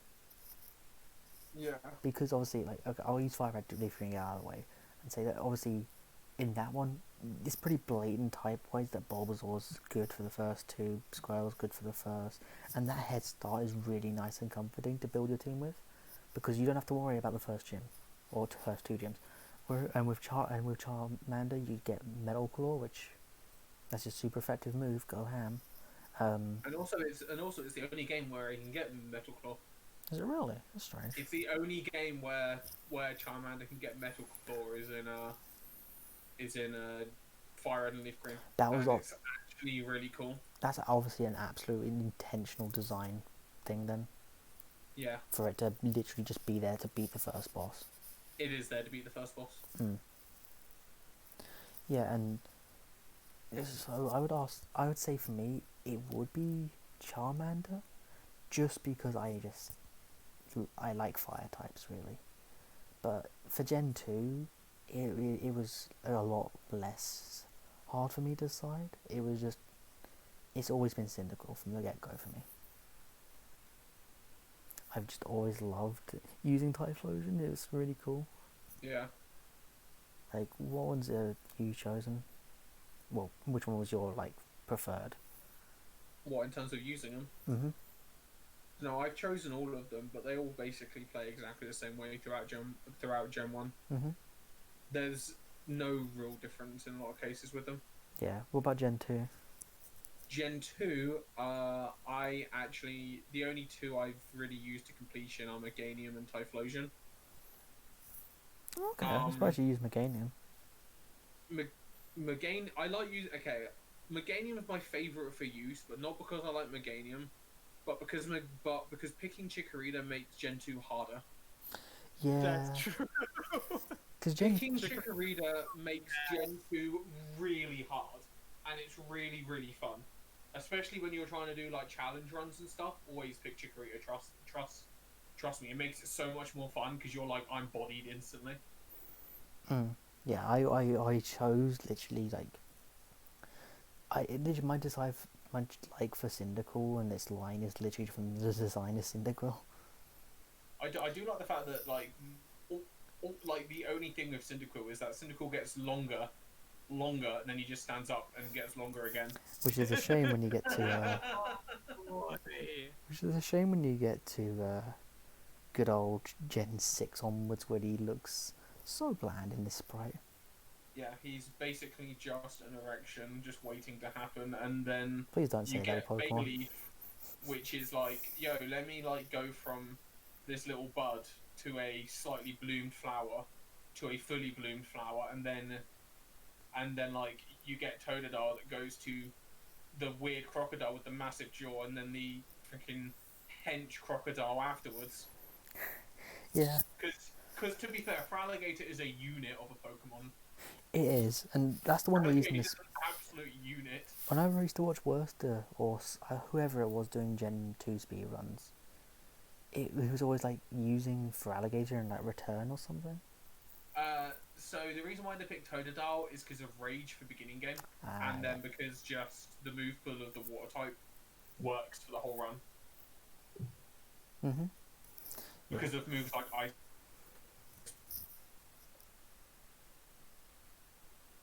Hello? Hello? Okay, sorry, my internet dropped for a slight second there.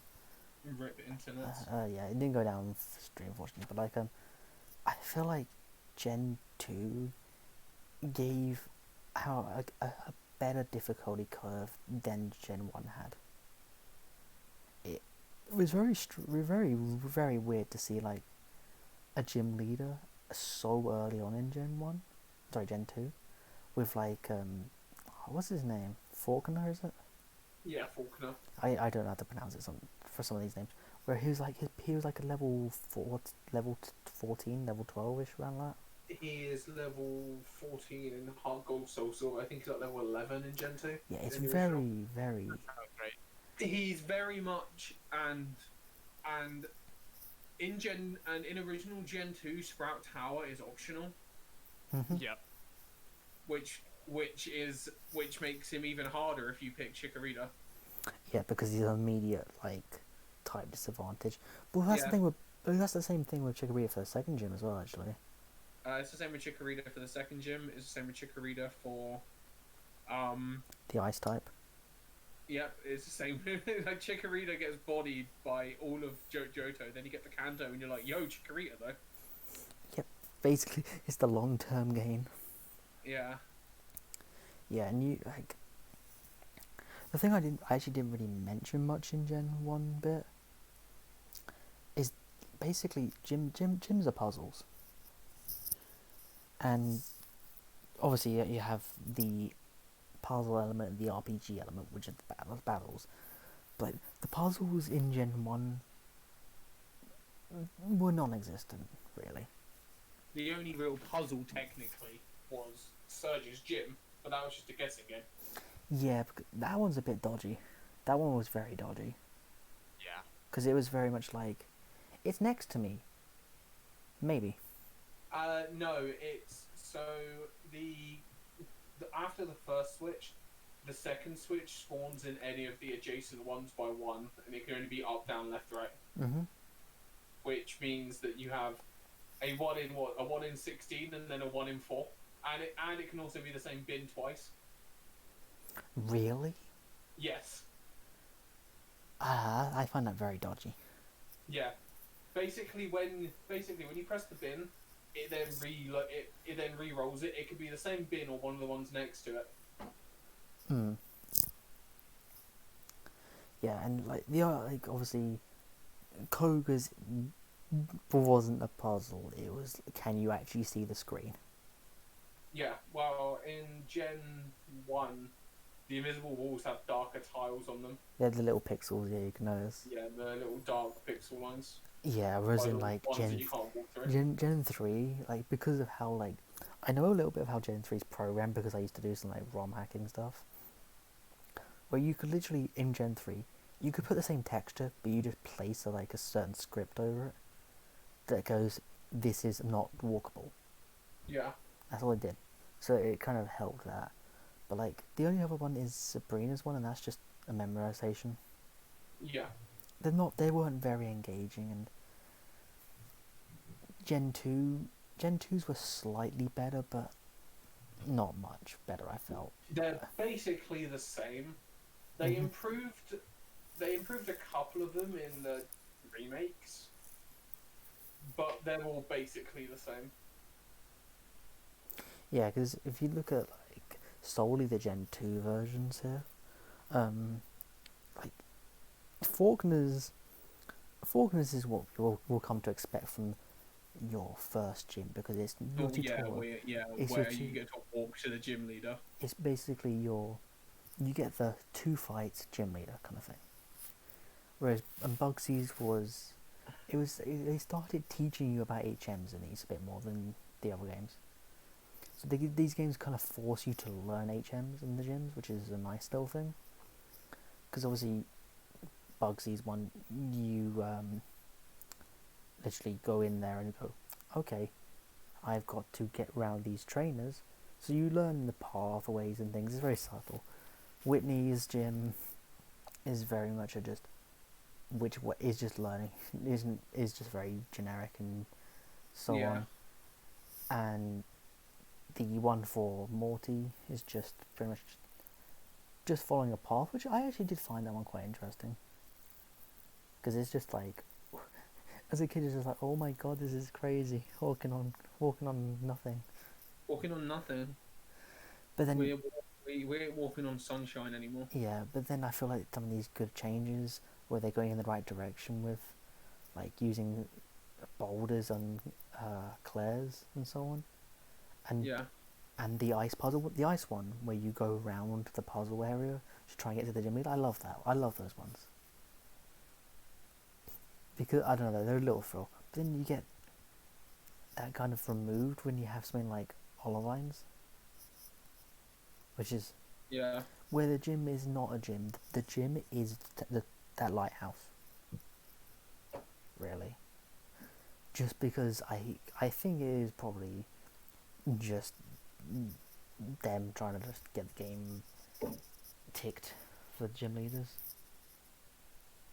But at the same time, I do appreciate what they did with the lighthouse. But if you look at like the game structurally, it flows quite well. That the Team Rocket encounters are quite nicely paced apart. And Team Rocket being like, "Where's our boss gone?" Yeah, which is a nice. Again, it's a sequel to the original, but it rewards those who played the first one. It ties in little bits. You see Oak like 10 minutes into the game. It's nice and familiar. You get Egg. You get the good old Egg, and you get Toby. Egg. Yeah, and with the whole thing with like the world, with like, did you feel like Johto felt way more alive than Kanto? I do the remakes. More alive? It was definitely more alive to me. Yeah. Say that again? I wouldn't say way more alive, but it was definitely more alive. Yeah, I feel like it's done so. It makes to feel alive way more. just from such little things that, which as Rebel says, were gutted in Gen 3 because Yeah. the internal clock. The internal Mhm. clock opened up so many possibilities of daily events, of the the time of day, just things looking slightly different. Like Yeah, the obviously, only issue with introducing the internal clock, especially on the cartridges, was actually related to the batteries. it destroyed Because them, didn't it? wow, and also in Gen 2, saving is reliant on having the battery. Mhm. Mhm. So if your battery runs out, you can never save and you lose your save file. And if you change the battery, you lose your save file as well. That's a bit annoying. That's actually one of the reasons why the VC versions of Gen 2 are probably the best versions of them, because it can't run out of battery. That's Mhm. very true. Yeah. Yeah, like the daily events and weekly events and so on, and things from the clock made it really feel like a bigger step in the right direction as an RPG. Like you go, oh, I can get this item from this character on this day, or so on so forth. I can do the bug catching contest, which I loved, even though it's such a basic, like it's like a little basic gameplay element they added. It adds a lot of replayability to it. It makes you want to keep playing. It's kind of like the MMO kind of thing where it's like doing your daily checks, which is kind of cool for a game that was basically the second iteration of an RPG. Like, what other ones can you think of the top of your head of like events that they would do in the game? There is the apricorn trees. Mhm. There's obviously given the apricorns to Kurt to make Pokeballs for you. Yep. Based on that. There's also the radio, the whole radio like that's Actually, no, they're called apricorns in the remake. They're just berries in the original. Oh, that's true. Um, Yeah.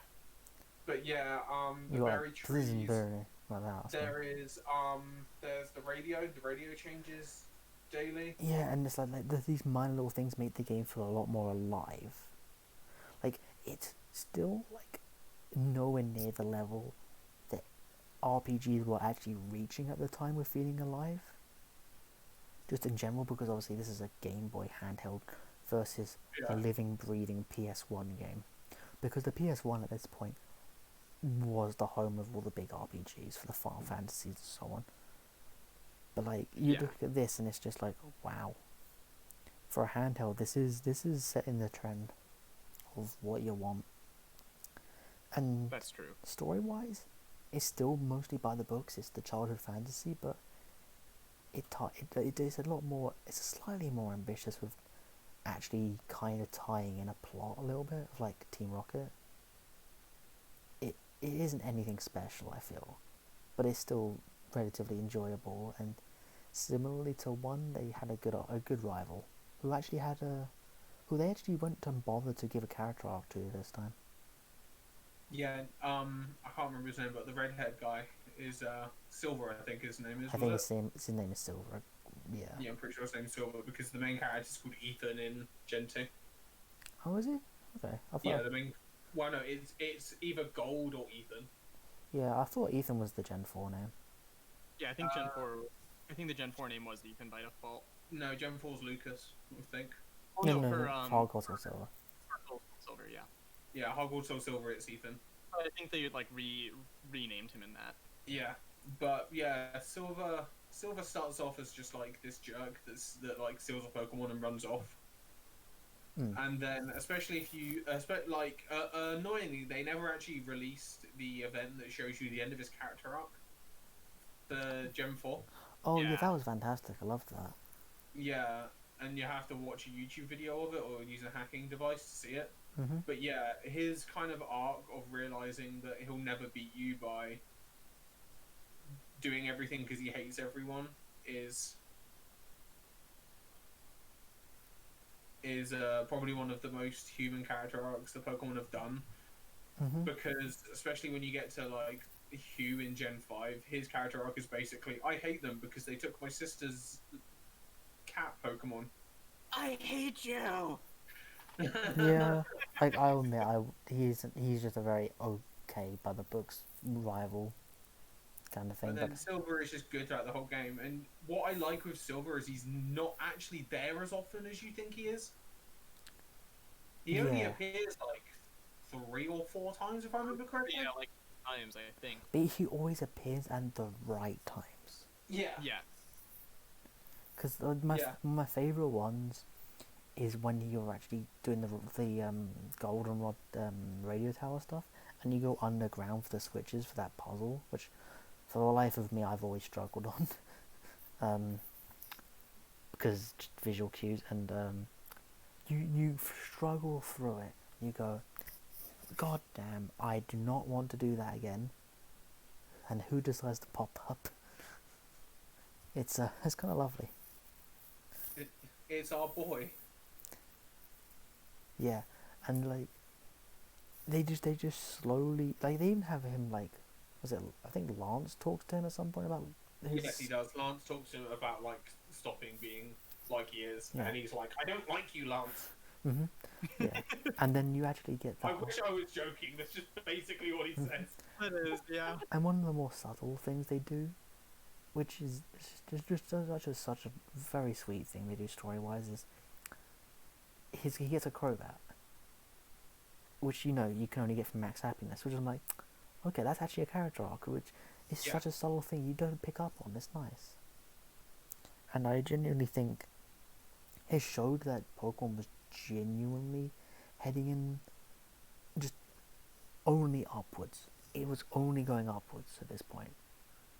Like, there was, of all the things they added into Gen 2, you could argue that nothing they added into Gen 2 made it worse. You know what I mean? Everything kind of added onto it. Yeah.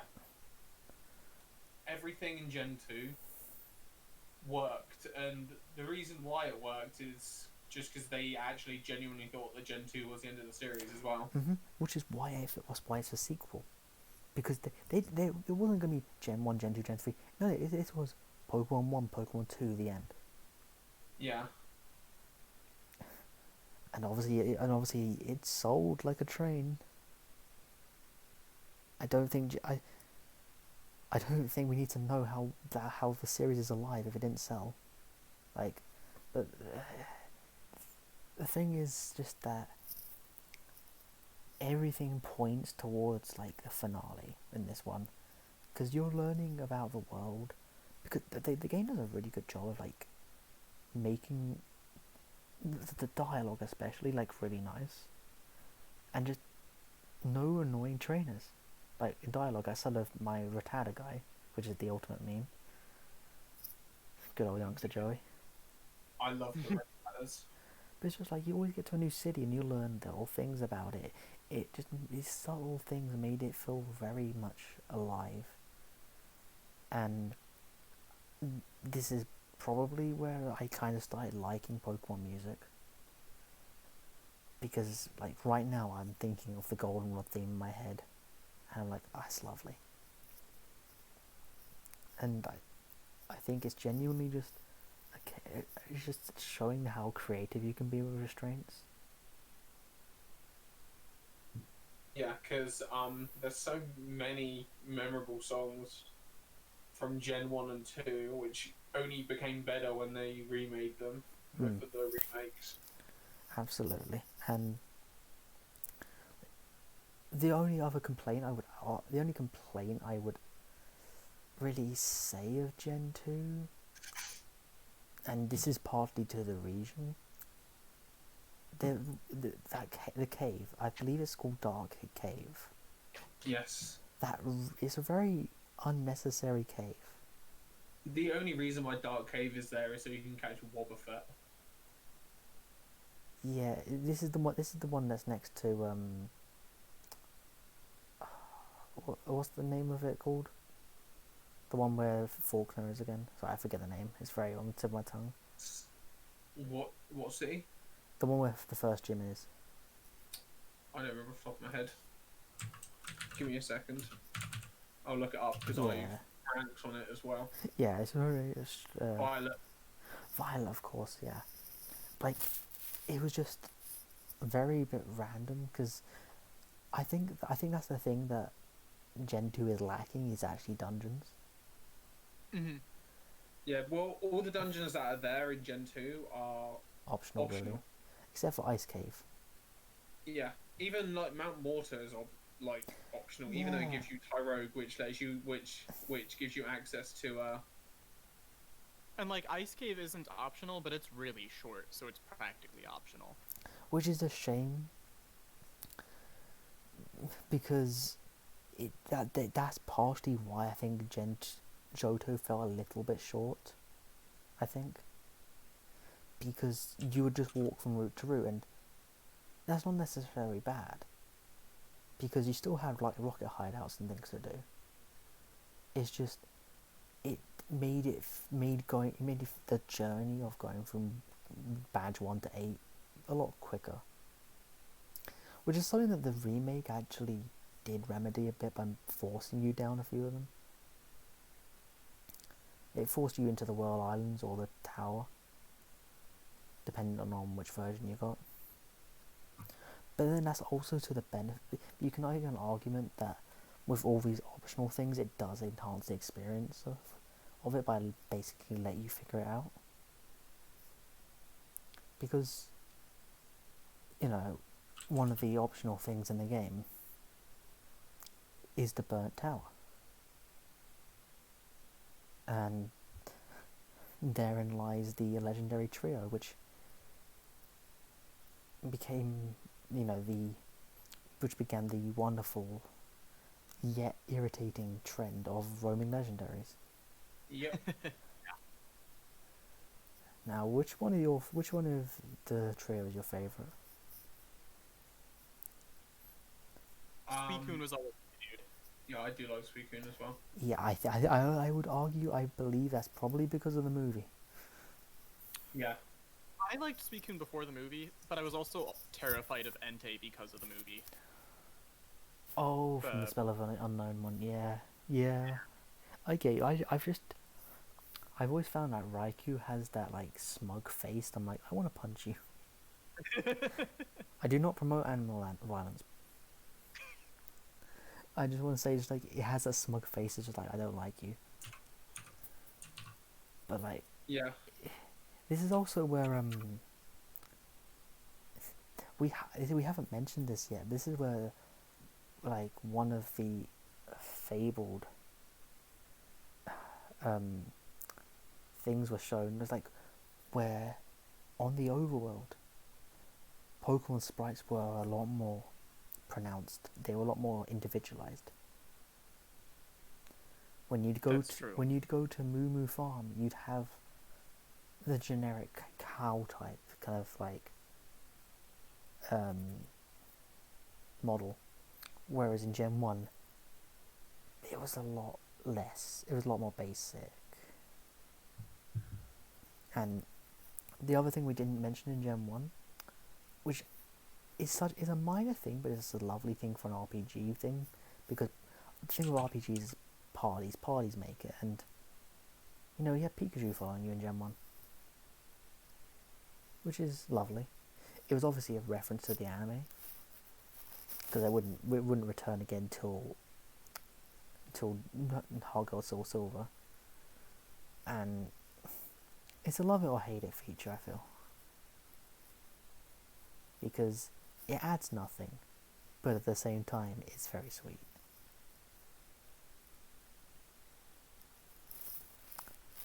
In regards to like the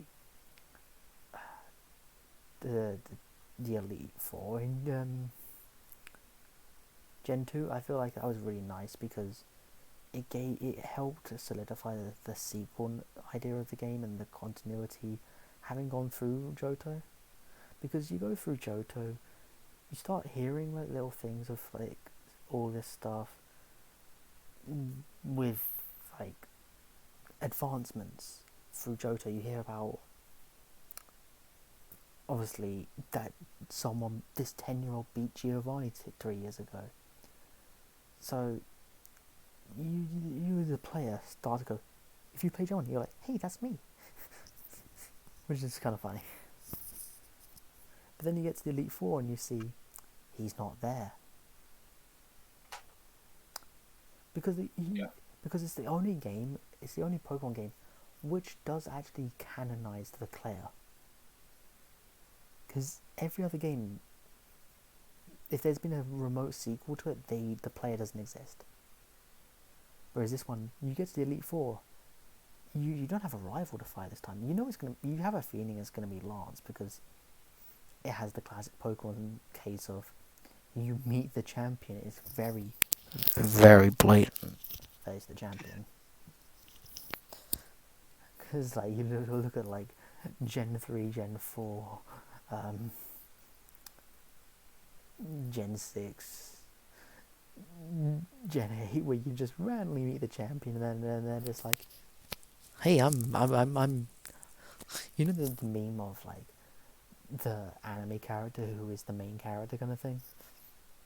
In house is standing in the crowd, is that kind of aspect. But you get to the Elite Four, this is like without the game even like telling you that Kanto is part of the game.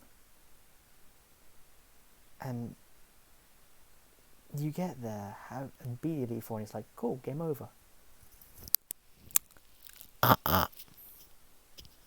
Yeah. No, it's a one. Like, how did you feel when you found out that you were going to Kanto properly? I was like, hang on a second here. Were you just like, oh, yo, this is crazy? Yeah, I was like, hang on a second, there's a whole other game. Yeah, and it was lovely. Just on the point I mentioned before about the lack of caves in the game, like, the only ones I can think of are I don't remember names just because there are a lot of generic names in the game. The one from Violet to Azalea, where the Lapras would pop up on a weekly thing, and obviously Whirlpool Islands is an optional. The unknown place was a bit random. It was nice. Yeah, the Ruins of Elf was really weird. Yeah, and that made me actually incredibly uncomfortable as a kid. But at least you could catch Smeagol there. Really? Is that what you actually get catching? I thought it was like. Yeah, that's where you catch Smeagol. Smeagol's in Marinja Isle, same as Natu. Oh, that makes sense. Yeah. Yeah. I actually did like that. The gym leaders started to get a little bit more personality in this game. It's just the whole RPG aspect of it. So you'd look forward to the gym leader, not just from the battle, but like from the quirks. You get Whitney being a little crybaby because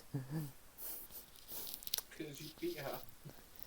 You get Claire being a crybaby. yeah, you could see that there were still baby steps being made, unfortunately. Because you wouldn't get until really Gen 4 and Gen 5 where they'd start having actual personalities. I know it's like only a minor little thing in an RPG, but it's something that you start to appreciate. And yeah, like, do you have any comments on like the Johto side of the game that we haven't mentioned? I don't think so, no. No. It's been so long since I played it that I can't remember all of it. But I do know that like Crystal had the battle tower, I believe, in Johto. Yes, it did.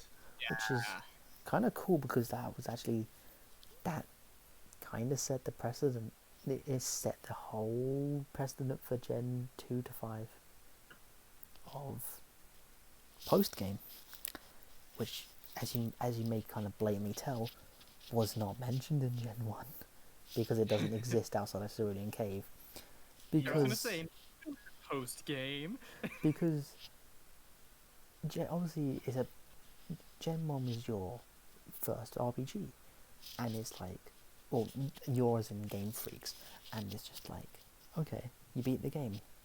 And the classic thing in RPGs back then, and for most RPGs, have a super boss, then you're done. And Pokemon took the approach of that as well for Gen 1. Gen 2 kind of took that and raised it, because not only did you have post-game in terms of the battle tower, you also had more legendaries, and that made it actually matter which version you got. And Yeah. this is the trend that Pokemon has been following for years now, where the cover legendaries. There's a reason they're called cover legendaries because it started in this game. And even though I find it ironic that if you want to get the one you like higher leveled, play the opposite game, but it's kind of the whole like, oh, you buying silver, you can get Lugia at this place.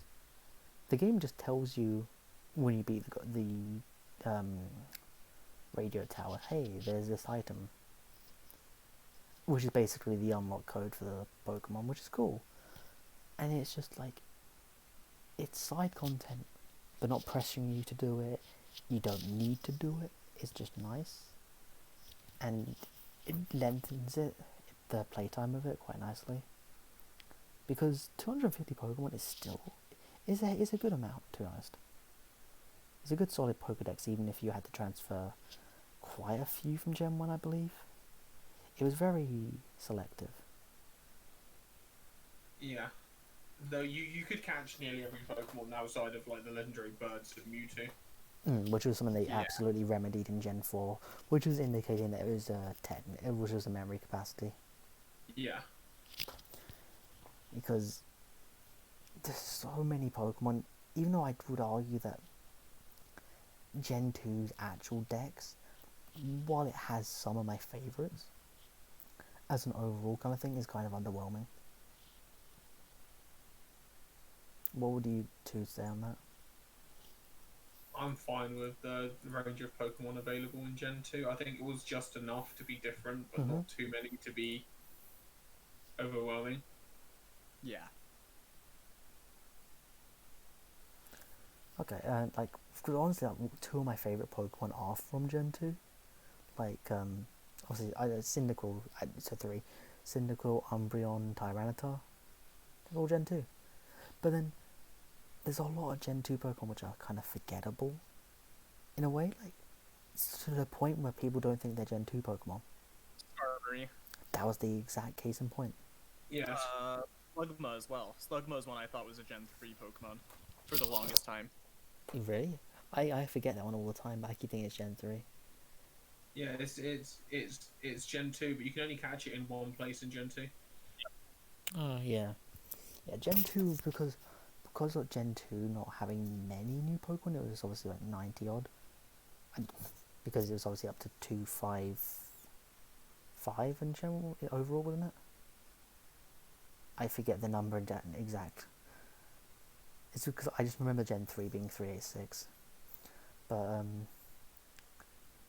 I think it's like 251. Yeah. 251 would sound about right, yeah. It was I'm pretty sure it is 251. That number does sound right. But yeah, it's like, obviously, there was there's still a lot of new Pokemon. That's about half the amount of the old game. A little bit more than that. And this was obviously where they added in egg ones to make, because they wanted to promote breeding in the Pokemon games. They wanted to create a layer of depth. Yeah, they wanted to promote making your Pokemon have sex. Yes, definitely. They've been doing like every generation they've tried to do something to promote kind of new mechanics. Yeah. In like small ways. Like obviously, like when you get to Gen 4, they started like cramming trade evolution down your throat. They did it in Gen 3, but it wasn't nearly as bad. But they also, and then in Gen 4, they also had the Shellos East-West split kind of thing, which was like to show, hey, we've got form, and that was like the big gimmick in a lot of ways, with like, because there were other Pokemon that gen that had like different forms based off of where you evolved them or whatever. Yeah, Gen 1 actually had the EXP All, which is what we have nowadays, ironically enough. But Gen 2 kind of introduced the idea of an EXP share, which is one of the most lovely things to have in a video game, because it was optional, you don't have to use it, and it had to be smartly used to actually make sure that what you're leveling was correctly being leveled, because that way you could actually keep up, because in a game that's as grind, it takes as long to level up as Gen 2, you need EXP shares. Yep. Yeah. Every time. Yeah. My main complaint with Gen 2, in terms of its like main game, would probably be the length of the actual just story element of it, because the Team Rocket stuff is very okay done by. Because That's true. they pop up at Azalea, Lake of Rage, then Mahogany, then Golden Tower. Sorry, Golden Tower, Golden Rod done, isn't it? What was that, sorry? I believe that Team Rocket is Azalea, It's Azalea, Golden Rod, Lake of Rage. and That's it. Lake of Rage. Yeah. And obviously, They're only in a few places because Team Rocket are very, very lightly used in Gen 2. mm-hmm. Only to tie the games into Gen 1. Yeah, and that's something like the Gen 4 remakes that he did a lot better, because they actually just kind of just had more they could do. Because, yeah, I did like that a lot of towns had a little something that had a little event usually, even if it wasn't big.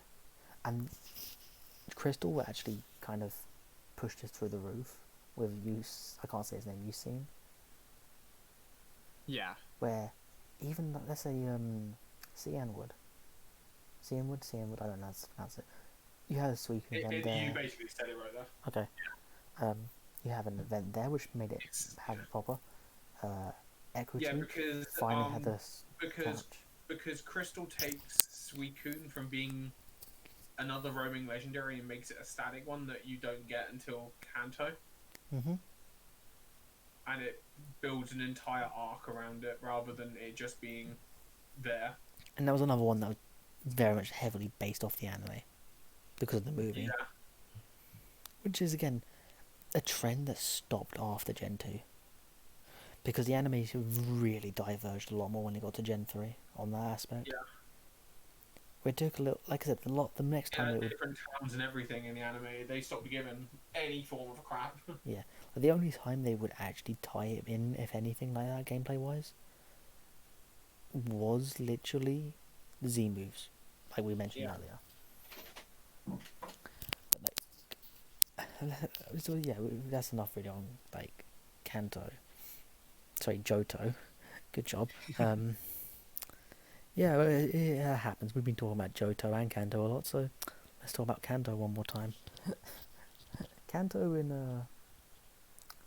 it feels so different, yet so familiar, and it's lovely. Because it makes a region which is okay in Gen 1 better. Because you feel like you've lived it a bit more. Like, you go through, you see the railway, you're like, oh, things have changed. The gym leaders have changed. It's a lovely little case of continuity, difference, it keeps it fresh, new challenges. It's the whole thing of, like, what you were saying before earlier, with the whole thing that the game holds your hand on, like, knowing what's super effective. Here, you don't know what to expect because, it's changing.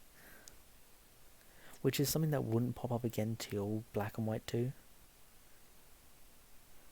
But the game added a few mini puzzles. But again, it was basically a short post game. Go and beat the gym leaders and have your super boss. Yeah. It was a good end to a good game, even if the difficulty spike was a bit random for Red. Yeah, Red kind of goes, I'm a body you. But then there's one last thing that's great, and that's you also find Blue as well. So it's just like it's very much tying it in, and it definitely feels like it when you finish the game. When you see those credits roll for the second time, you feel like you've beaten a long game, even though it's really not been that long. Yeah, it's only been, like, the game's still only like 20-ish hours long, even with the long post game stuff. And Red. If you kind of just do everything quickly, it is only like a 20-hour game. Yeah, and outside of that in Gen 2 was when they started going, hey, we can make money off this series. So what else did they make in Gen 2? They made the Stadium games. They had a Stadium game for Gen 1, but the one that people remembers is Gen 2. Mm-hmm. There were actually 3 Stadium games in Japan when we only got 2 in the West. We got yeah, I was gonna say, wait, we had 3, but then I thought you were gonna say just in general. But no, I do remember the Japanese like 3rd one or whatever. No, the first one. No, The first one's the one. Japanese had one before we had one, so our 1 is 2 and our 2 is their 3.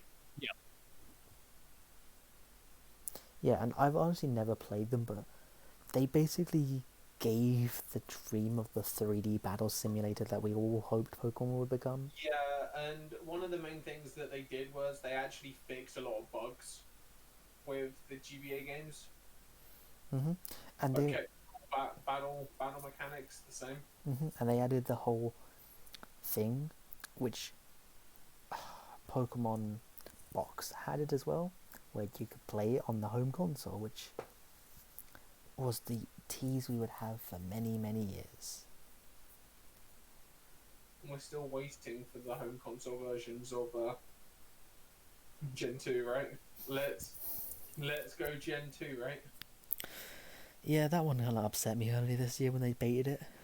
Yeah.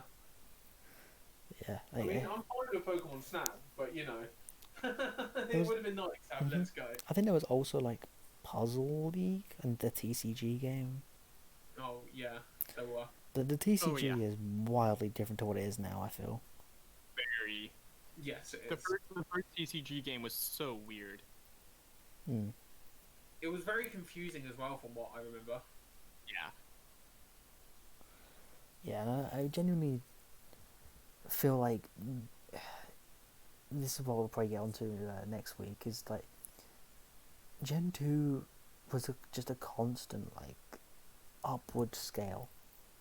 Everything improved from Gen 1, and every gen since there's been a wobble here or there.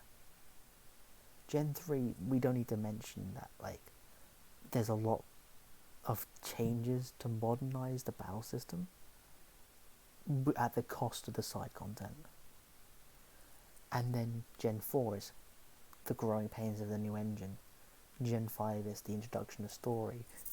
Gen 6 is, we want to go 3D.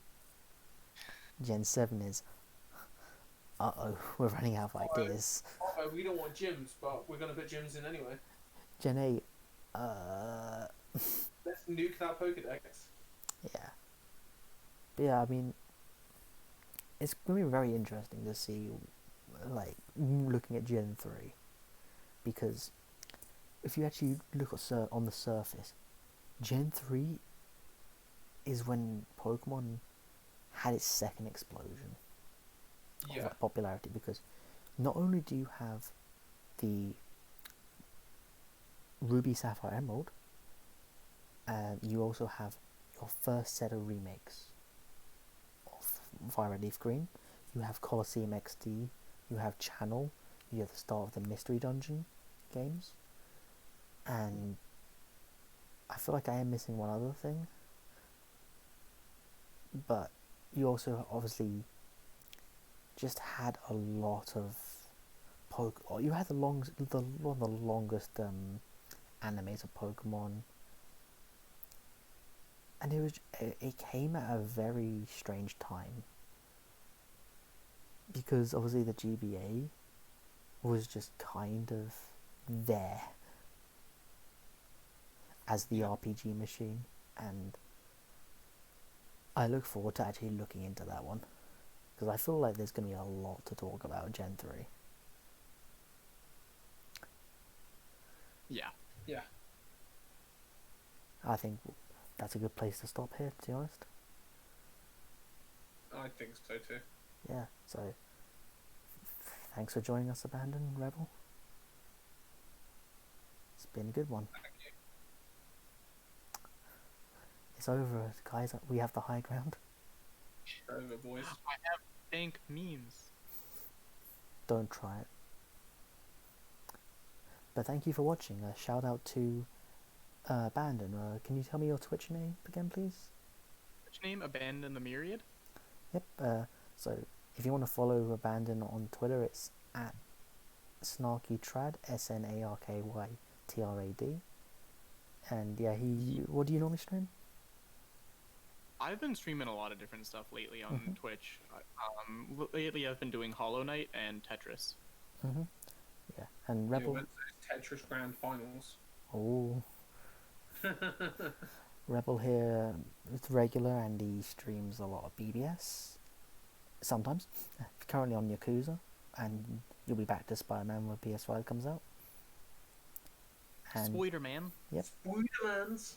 And I look forward to seeing you all next week on episode 3, Revenge of the Sith.